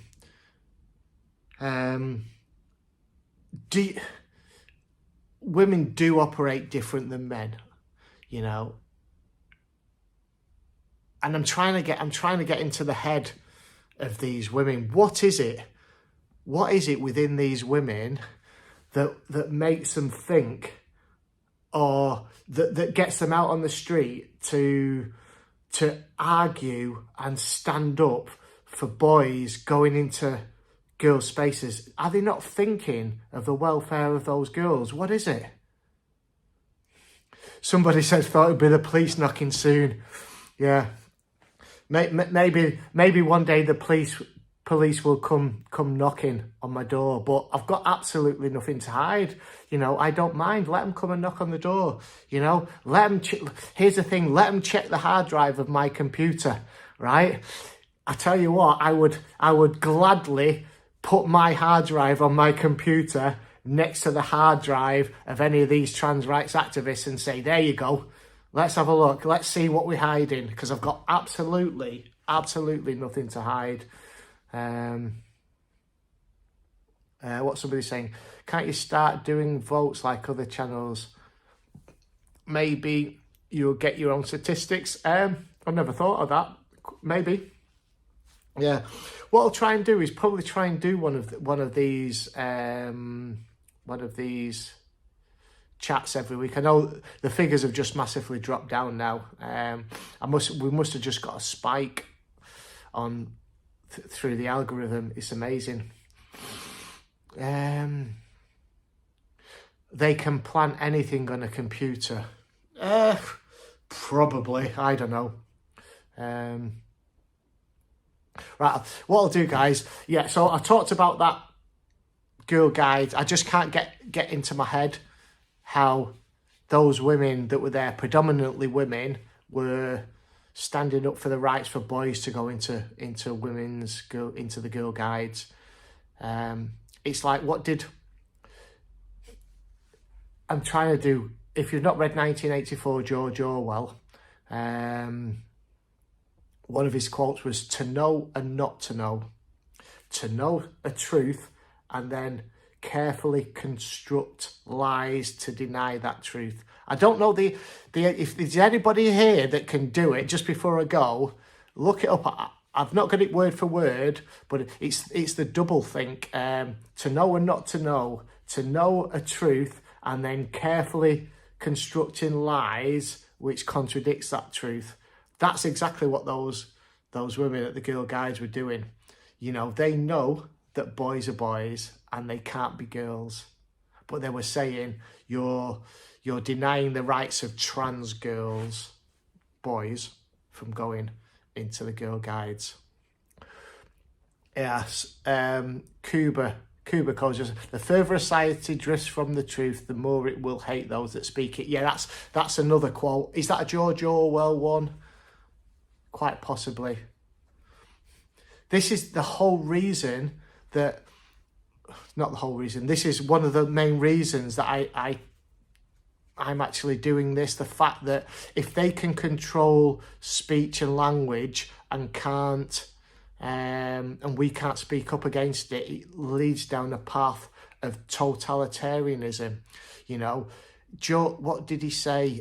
The Ministry of Peace was the Ministry of War, wasn't it? So there's a few. What else was there? The Ministry of Truth was the Ministry of Lies.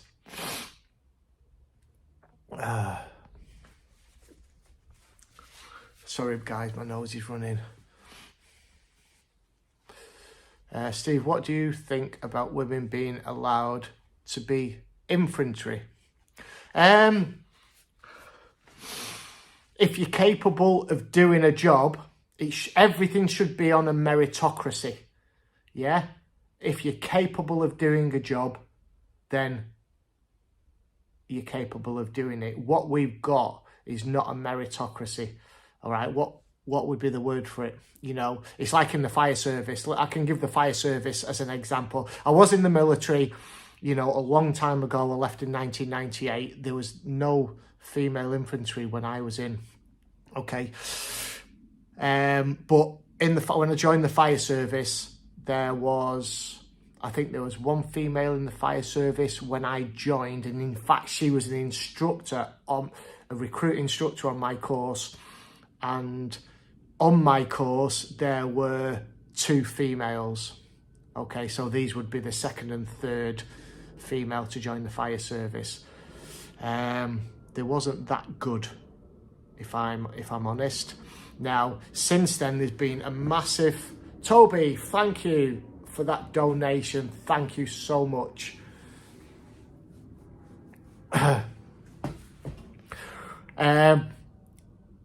Yeah, since then there's been a massive push to recruit.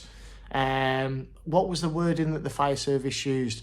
To recruit members of the fire service, which accurately reflects our community.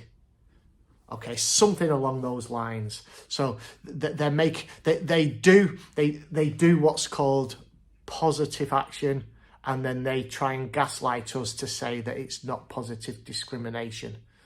You know, go onto Greater Manchester Fire Services website and go to their equality, equity and inclusion page. Or go onto the recruitment page, and they gaslight you. They gaslight you about that positive action is not positive discrimination. It should be a meritocracy based on who's best at the job. I used to be a recruit instructor in the fire service, and I could see that there were good people that had come through the recruits course that were overlooked for people that ticked the equality, diversity and inclusion boxes but weren't as good. Yeah, Martin's just said it's gone from nearly 2,500 people watching down to 154. That's how the algorithms work, I suppose. It will drop it on people's feed, people will look at it, and then they'll maybe move on. We're in the middle of the day. Right, guys, I've been chatting to you now for 2 hours and 16 minutes, so I need to get on with my day, and I'm sure you guys need to get on with your day. Darren, thank you so much for your donation. I truly appreciate it, guys. I truly appreciate it. I'll probably do one of these once a week, maybe, particularly if we can get numbers like over 2,000. That's been amazing. I've got to get my breakfast, and what I'm going to do now, I'm going to get straight into this video. The one that I'm going to put out, towards the end of I've got two to do. It's either going to be a chat from Manchester or a chat from Washington, DC. And I spoke to a man who was identifying as a woman. This is a second one from Washington, DC, a younger one than that older guy that I've already released a video of. And we had a chat, and for the most part, he said he agreed with me. So, yeah, I'm going to go and do that. Keep your eyes peeled. I'm going to be doing an interview with Michael, who's a detransitioner from Glasgow. That's coming really soon. So thank you so much, guys, for everybody that's joined me. I am going to go now. I'm knackered for chatting to you. Thank you so much for those that have donated. I really appreciate it. For you guys, please, I think it's generally, you know, the subscribers, the loyal subscribers that are still in the house now listening. But if you haven't, please hit the subscribe button. Let's keep those numbers going, because the more subscribers means the more that the algorithm will see it, the more it will spread these videos to people that we haven't reached yet, and the more we're gonna, you know, the better we're gonna be at fighting this ideology. Right, guys, thank you so much for joining. I'm definitely gonna go now. But keep your eyes peeled. There are videos to come. And I'm going to be out on the streets this weekend as well. So see you very soon. Thank you.